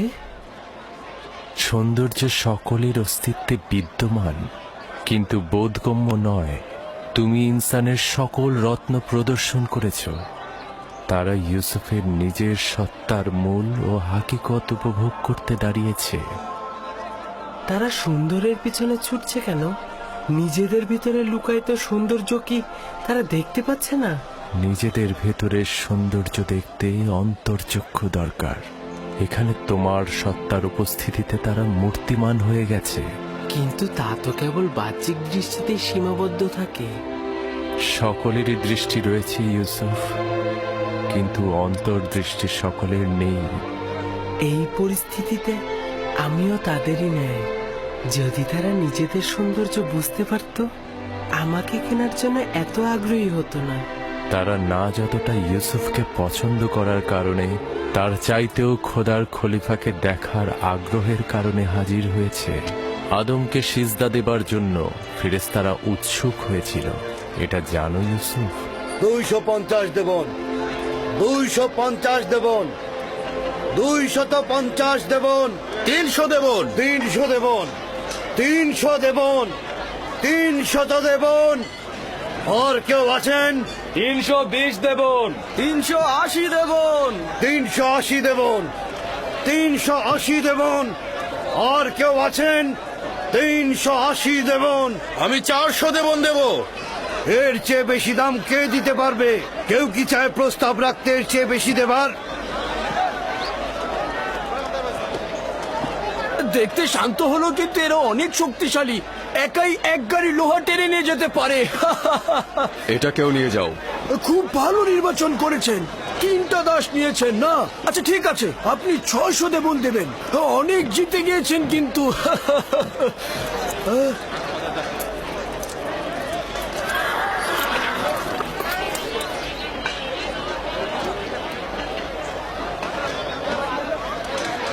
এই 3 জন দাসকে দিয়ে কিন্তু আপনি 30 জনের কাজ করে নিতে পারবেন।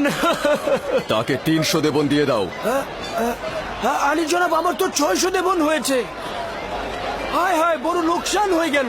পরের বার কিন্তু পুষিয়ে দিবেন জনাব।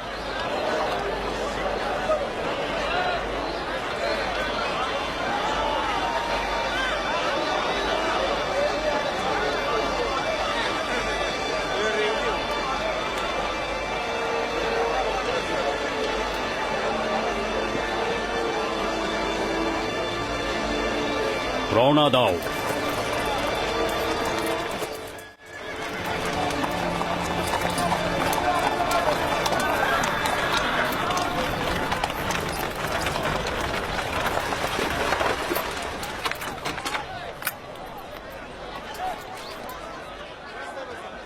এক 1010 দেবন দেব আমি। 1020 দেবন দেব আমি। 1100 দেবন।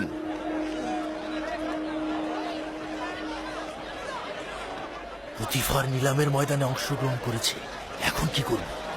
যে করেই হোক ওকে কিনতেই হবে। পুতিফার আর কতই মূল্য দেবে ওকে কিনতে? আমি ওর জন্য 1200 দেবন দেব।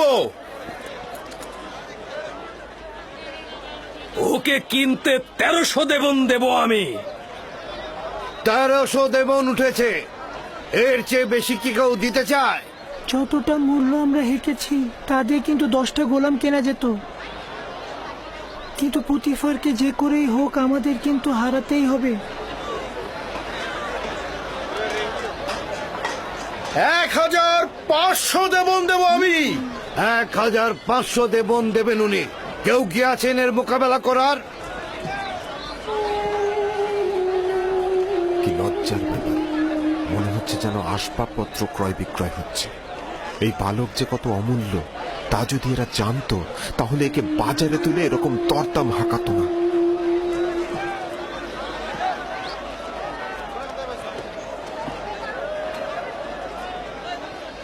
$2000 দেবন। আমি দ্বিগুণ বলছি। তার মানে তো 3000।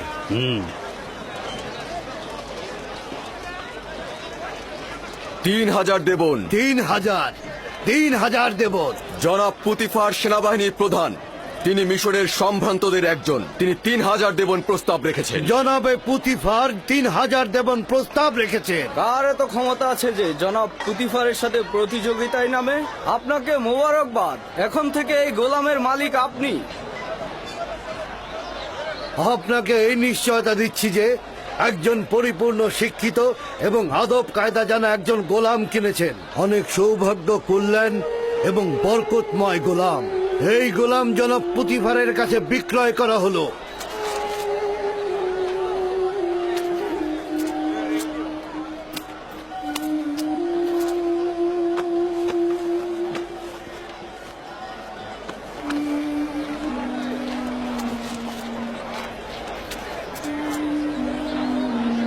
রওনা দাও।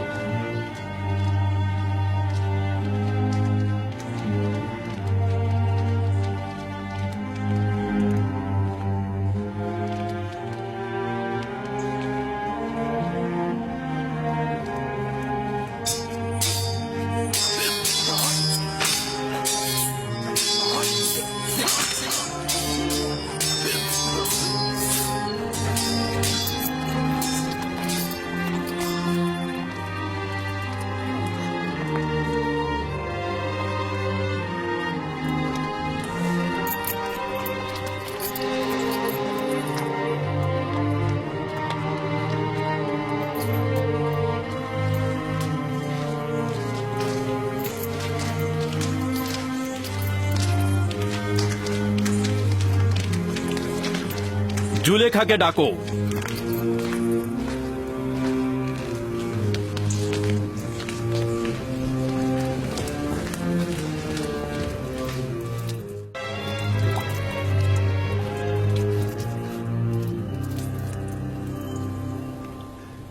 জনাবে আলী, এই অদ্বিতীয় মুক্তটাকে কোথা থেকে নিয়ে এলেন? কিনে এনেছি, তাও আবার অনেক বেশি মূল্য দিয়ে। যত মূল্য দিয়ে কেনেন না কেন, তারপরে কম হয়েছে।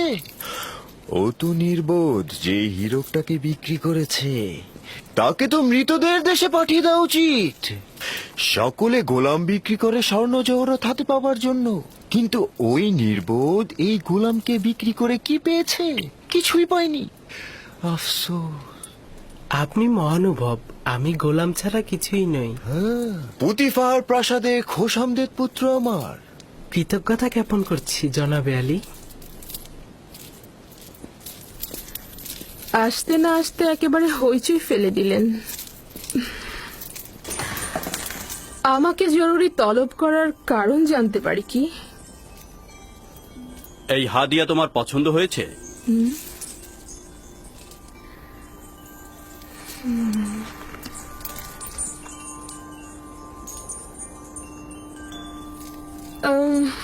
একে পূর্বে কখনো দেখেছি বলে তো মনে হচ্ছে না।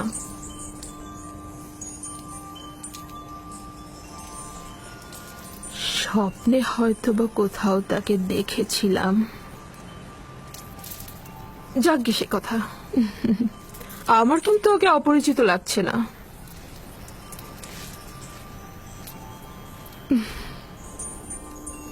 জনাব পুতিফারের সুরুচি ও নির্বাচনকে মোবারকবাদ। বলা উচিত অতুলনীয়। তোমার নাম জানতে পারি? আমার নাম ইউসুফ।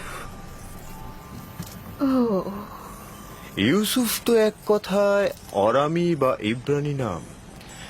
হ্যাঁ, এব্রানি নামই হবে। ইব্রানি আমি। শাম অঞ্চলের কেনান এলাকা তার জনাবে মালিক। ওদের পেশা হচ্ছে রাখালি আর ভেড়া চড়ানো। ইউসুফ, ইউসুফ না, যে সকল নাম কৃত্রিম ও বেদুইনদের সাথে সম্পর্কিত আমি তা পছন্দ করি না। যদি অনুমতি প্রদান করেন তাহলে তার জন্য একটা মিশরীয় নাম নির্বাচন করি। ওকে আমি তোমার জন্যই নিয়ে এসেছি। যে নামে খুশি ডাকতে পারো ওকে। আমার নিজের খোদাবান্দের প্রতি অগণিত কৃতজ্ঞতা। যদি অনুমতি প্রদান করেন তো ইউসুফের জন্য একটা মিশরীয় নাম প্রস্তাব করতে পারি। কি নাম? নামটি অবশ্য ইউসুফ নামের কাছাকাছি হবে। ইউজারসিফ। ইউজারসিফ, মন্দ নয়। ইউজারসিফ, হ্যাঁ, এটা সুন্দর নাম, তাই না? এখন থেকে তোমাকে আমরা ইউজারসিফ নামে ডাকবো। পছন্দ হয়েছে? যদি আপনারা পছন্দ করেন তাহলে আমার আপত্তি নেই। আজকে থেকে তুমি ইউজারসিফকে দেখাশোনা করবে, ঠিক আছে? সম্ভবত জুলেখার জন্য ও একটি ভালো উপহার। আমার ধারণা জুলেখাও ওকে পছন্দ করেছে। ভবিষ্যতে হয়তো তাকে এই খানদানের পুত্র হিসাবেও নির্বাচিত করতে পারে। হ্যাঁ, কেন নয়? ইউজারসিফ তো ছেলে হিসেবে উত্তম।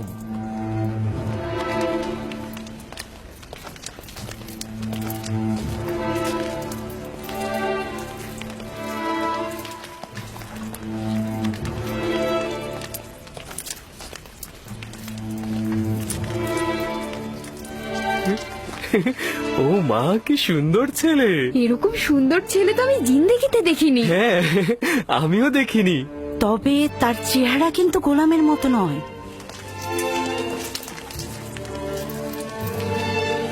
এটাই তোমার কক্ষ।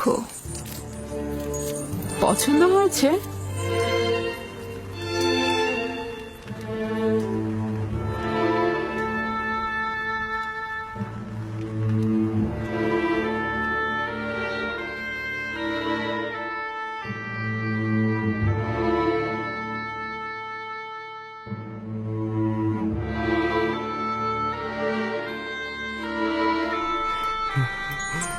শুক্রিয়া জ্ঞাপন করছি, আমার অনেক পছন্দ হয়েছে। ইউজারসিফের বিশ্রামের সকল ব্যবস্থা করো।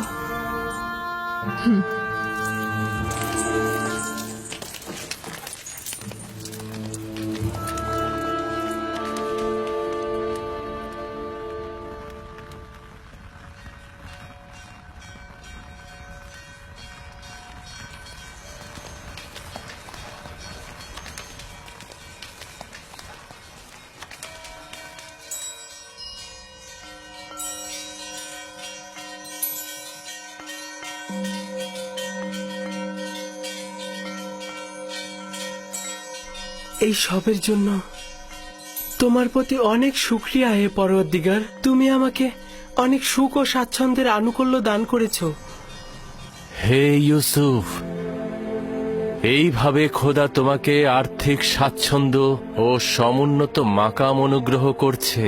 তোমাকে কূপের থেকে ইজ্জতের শৃঙ্গে এবং উচ্চতর জায়গায় পৌঁছাবেন, এবং তোমাকে খোয়াবের ব্যাখ্যা বিশ্লেষণ শিক্ষা দিয়েছেন, যেন এইসব স্বপ্নের ব্যাখ্যাকারীদের ভাষার ইলমের চাইতে অধিকতর জ্ঞাত এবং সব রকম ওস্তাদির কসরত তুমি দেখাতে পারো।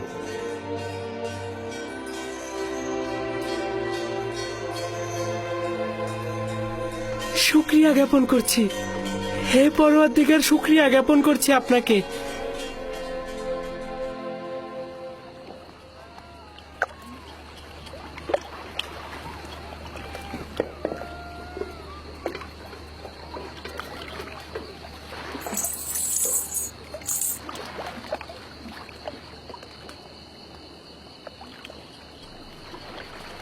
আপনি লোকসান করলেন। যদি এর চেয়ে বেশি স্বর্ণরৌপ্যের বিনিময়েও আপনি ইউসুফকে বিক্রি করতেন, তাহলেও লোকসানই হতো, লোকসানই হতো। ওকে চিনলেন না।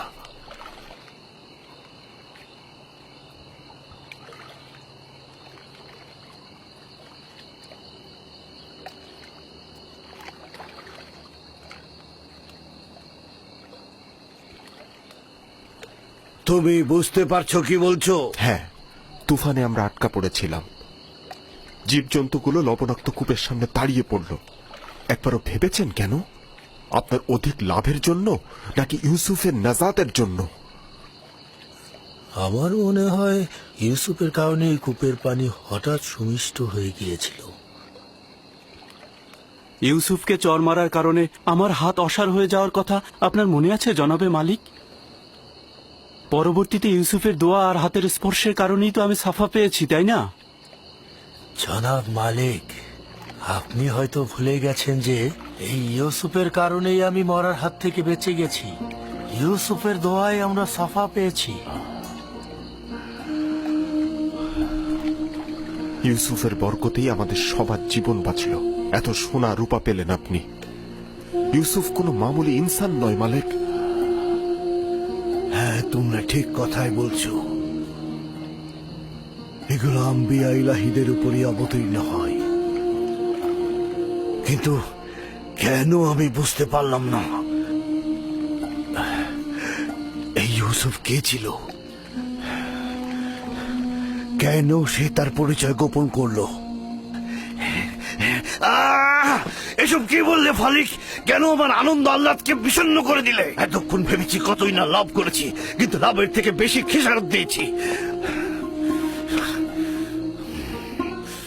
হায় ফালিক হায়, আমি তো একজন গোলামকে নয়, সম্ভবত আমি একজন আম্বিয়া ইলাহিকে বিক্রি করেছি। তার ব্যবহার ও কথা বলার আদব এবং তার মহানুভবতাও লক্ষ্য করেননি। ওর বিদ্বেষহীন চোখ আর ন্যায় পরায়ণ রুহ কেন দেখলাম না?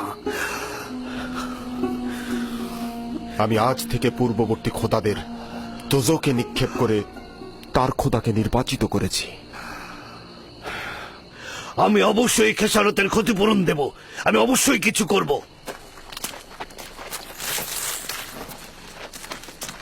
একটু দাঁড়ান, এখন কিছুই করা সম্ভব হবে না। সকাল পর্যন্ত অপেক্ষা করুন।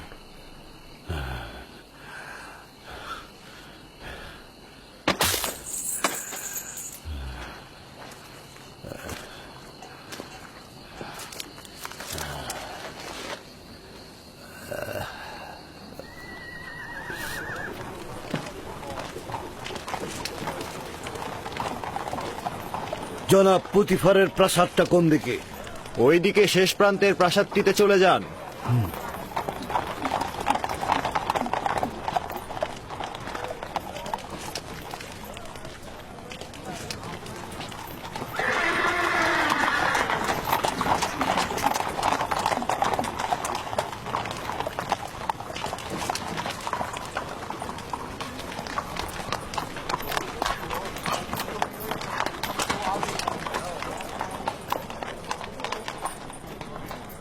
তোমরা এখানে কি চাচ্ছ? জনাব পুতিফারের সঙ্গে দেখা করব। সিপাহ সালার রুদামুন থেকে অনুমতি গ্রহণ করতে হবে। উপরে এসো।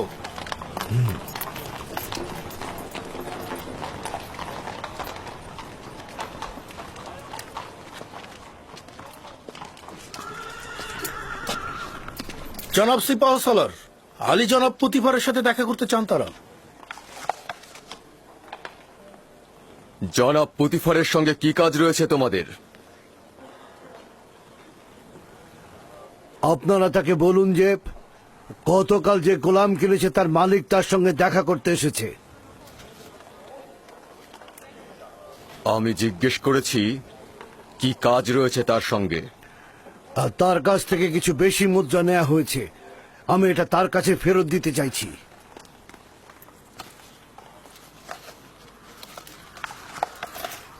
অপেক্ষা করো, দেখছি।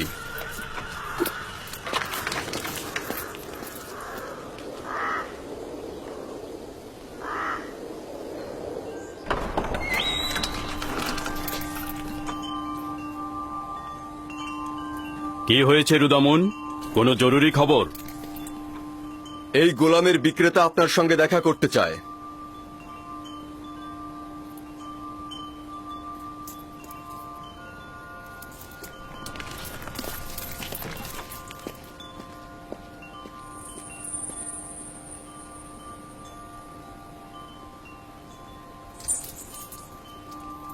তুমি কি আনন্দিত নও ইব্রানি?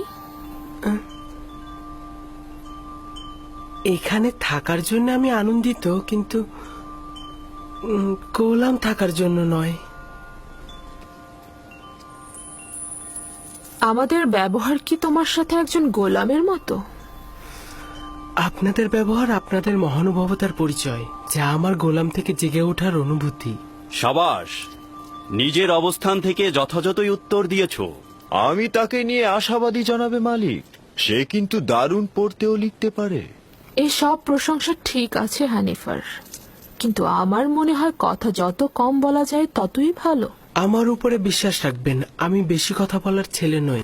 এরপর থেকে জনাব পুতিপারের সঙ্গে অনুমতি ছাড়া কথা বলবো না। সাবাস, এটাই উত্তম হবে। তুমি কোথাকার অধিবাসী? তোমার পিতামাতার নাম? মালকিন, আপনি হয়তো তার কাছ থেকে তার বংশ পরিচয় জানতে চাইছেন, কিন্তু মরুভূমিতে যে ভেড়া চড়ায় তার বংশ পরিচয় দেওয়ার আর কি বাকি থাকে? কেউ কি তোমার কাছে মতামত চেয়েছে? তবে আমি কিন্তু ইউজারশিপের চেহারার মধ্যে সম্মানিত ব্যক্তি ও কুলীন বংশের নিশানা পেয়েছি।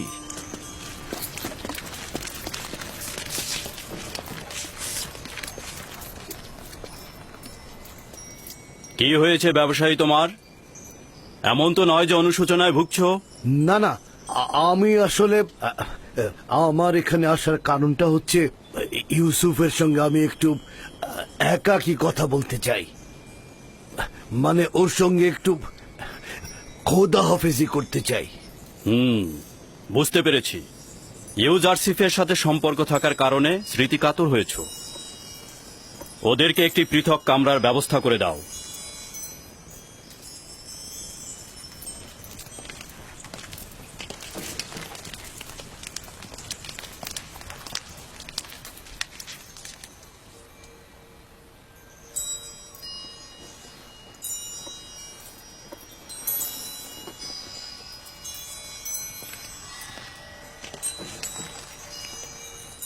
দেখলে তো ওর সাথে সম্পর্ক ছিন্ন করা কতটা মুশকিল।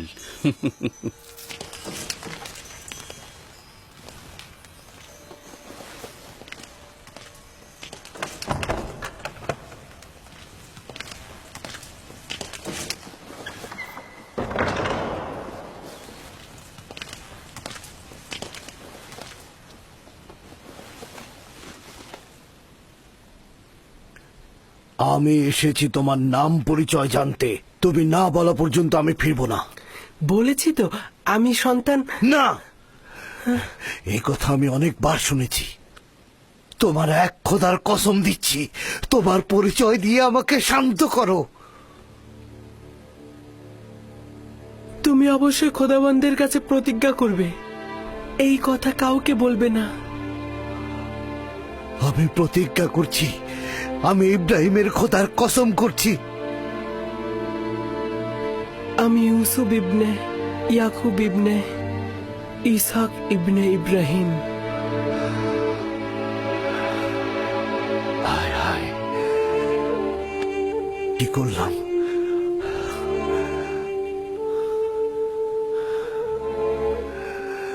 আমরা তো চাচাতো ভাই। তুমি ইসাকের বংশধর এবং আমি ইসমাইল জাবিউল্লাহর বংশধর। খোদা আমাকে ক্ষমা করবেন না। এটা কি কাজ করলাম আমি? কেন আমি তোমাকে বিক্রি করলাম? আমি জানতাম আপনি আমার চাচাতো ভাই এবং আমাকে বিক্রি করার জন্য আমি অনুতপ্ত নই। আমি অবশ্যই যে কোনো ভাবে মিশরে আসতাম। এই ঘটনা খোদাবন্দের ইচ্ছাতেই সম্পূর্ণ হয়েছে। ওই সকল ঘটনা দেখে আমার তখনই বোঝা উচিত ছিল যে তুমি মামুল ইনসান নও।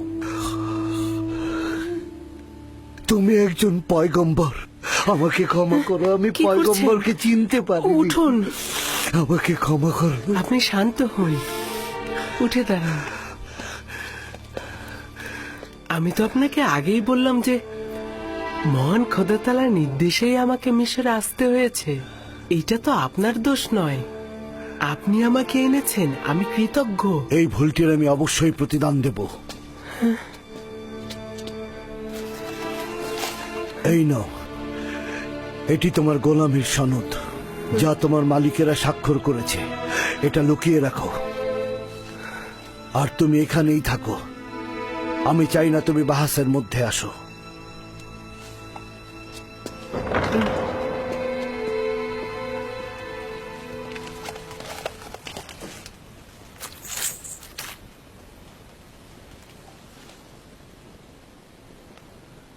আমি মিশরের প্রিয় আলী জনাব পুতিফারের কাছে ক্ষমা প্রার্থনার আবেদন করছি।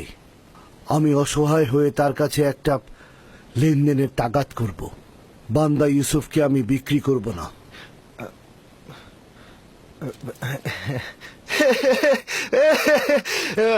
সাবাস সাবাস তোমাকে। কিছুক্ষণ পূর্বেও তোমাকে নির্বোধ ভেবেছি, কারণ তুমি ইউসুফের মতো হীরককে চিনতে পারোনি। কিন্তু এখন দেখছি তুমি এইরকম নয়। অবশেষে তুমি হীরকটাকে চিনতে পেরেছো, কিন্তু একটু বেশি দেরি হয়ে গেল না? বিক্রয় করবার পূর্বেই তোমাদের এটা চিন্তা করা উচিত ছিল। এখন অনেক দেরি হয়ে গেছে। জনাব পুতিফার, ইউসুফের জন্য আমি আমার সকল সম্পদ দিয়ে দিতে প্রস্তুত। তাগাদ করছি তাকে ফিরিয়ে দিন। তুমি কি শুনতে পাওনি? জনাব পুতিফার বলেছেন আর কোনো কিছুর বিনিময়ে ইউজারশিপকে ফেরত দেওয়া হবে না। আমি স্বীকার করছি এই লেনদেনের জন্য আমি অনুতপ্ত। আমরা ইউসুফকে বিক্রি করব না, আর ওকে ছাড়া এখান থেকে যাবও না। যদি আর একবার গোস্তাকি করো তো দুজনকে ধরে কয়েদখানায় পুরব। এখান থেকে চলে যাও। আমি ইউসুফকে ছাড়া এখান থেকে যাব না। আলী জনাব, রহম করে ইউসুফকে ছেড়ে দিন। রুদামুন, তাদেরকে ধরে কয়েদখানায় পুরে দাও। এলাহি, তুমি সাক্ষী রইলে। আমি ইউসুফকে কিনেছি কিন্তু বিক্রি করিনি। আমি ইউসুফকে না নিয়ে এখান থেকে যাব না। আমাদের কথা আমাকে ছেড়ে দাও। আমাকে আমার ইউসুফকে নিয়ে যেতে দাও।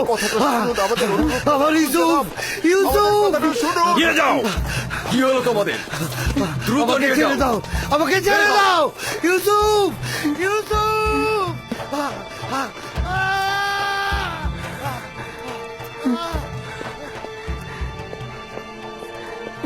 আলী জনাব, তাদেরকে ছেড়ে দিন, তারা আমার কারণেই বিপদে পড়েছে।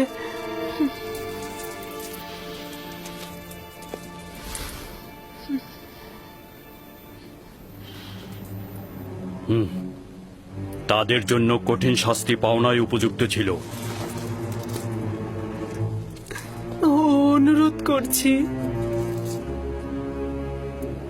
শুধু তোমার কারণেই আমি ওদেরকে ক্ষমা করে দিলাম।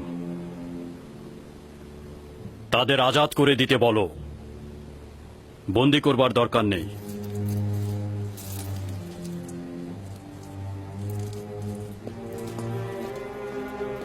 ইউজারশিপ, তোমার কি এমন আছে বলো তো আমাকে, যার কারণে গোলাম বিক্রেতা জীবন ফিদা করতে চায়? কি বলবো আমি? আমার তো নিজের কিছুই নেই। এই দুর্বল সত্তা ছাড়া আমার আর কিছু নেই। আমরা কিন্তু কখনোই তোমাকে গোলাম হিসাবে দেখছি না। আর তাছাড়া তোমাকে যে অর্থ দিয়ে খরিদ করেছিলাম সেটাও তো ফেরত দিয়ে গেল তারা। আমি মূল্য বুঝি না এমন নয়, আমাদের মধ্যেকার সম্পর্ক লেনদেনের হোক, আমি এটা চাই না। আমি এই উপহার দেওয়ার জন্য আপনাকে শুক্রিয়া জ্ঞাপন করছি। কারি মামা, ইউজারশিপকে উষ্ণ পানিতে গোসল করিয়ে পোশাক পরিধান করাও। যা আজ্ঞা আমার বানু।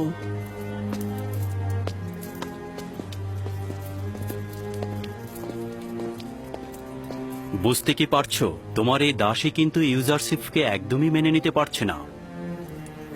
আপনি চিন্তিত হবেন না, আস্তে আস্তে সব বুঝে নেবে। সে যত তাড়াতাড়ি বুঝতে পারবে ততই তার জন্য মঙ্গল হবে।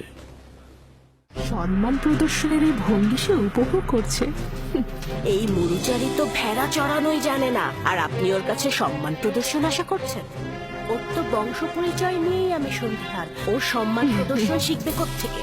দেখো এই পোশাকে তাকে কি সুন্দর লাগছে। আস্তে, প্রকাশ্যে ওর এমন তারিফ করবেন না, তাতে অহংকারী হয়ে যাবে। এইটা হলো রাজমহলের ইবাদতখানা, জনাব পুতিফার ও বানু জুলেখা, এবং রাজমহলের ব্যক্তিরা এখানে ইবাদত করেন। আমরা নিজেদের খোদাকে এখানে সংরক্ষণ করে রাখি। তার মানে আপনাদের খোদার থাকার জন্য বসবাসের জায়গা দরকার? অবশ্যই দরকার। তুমি নিজে থেকে দোষ স্বীকার করো, শাস্তি কম পাবে। কিন্তু আমি যদি শনাক্ত করি তাহলে অবশ্যই তোমার গর্দান কাটা হবে। সেই চোর, আপনার তরবারি বের করুন।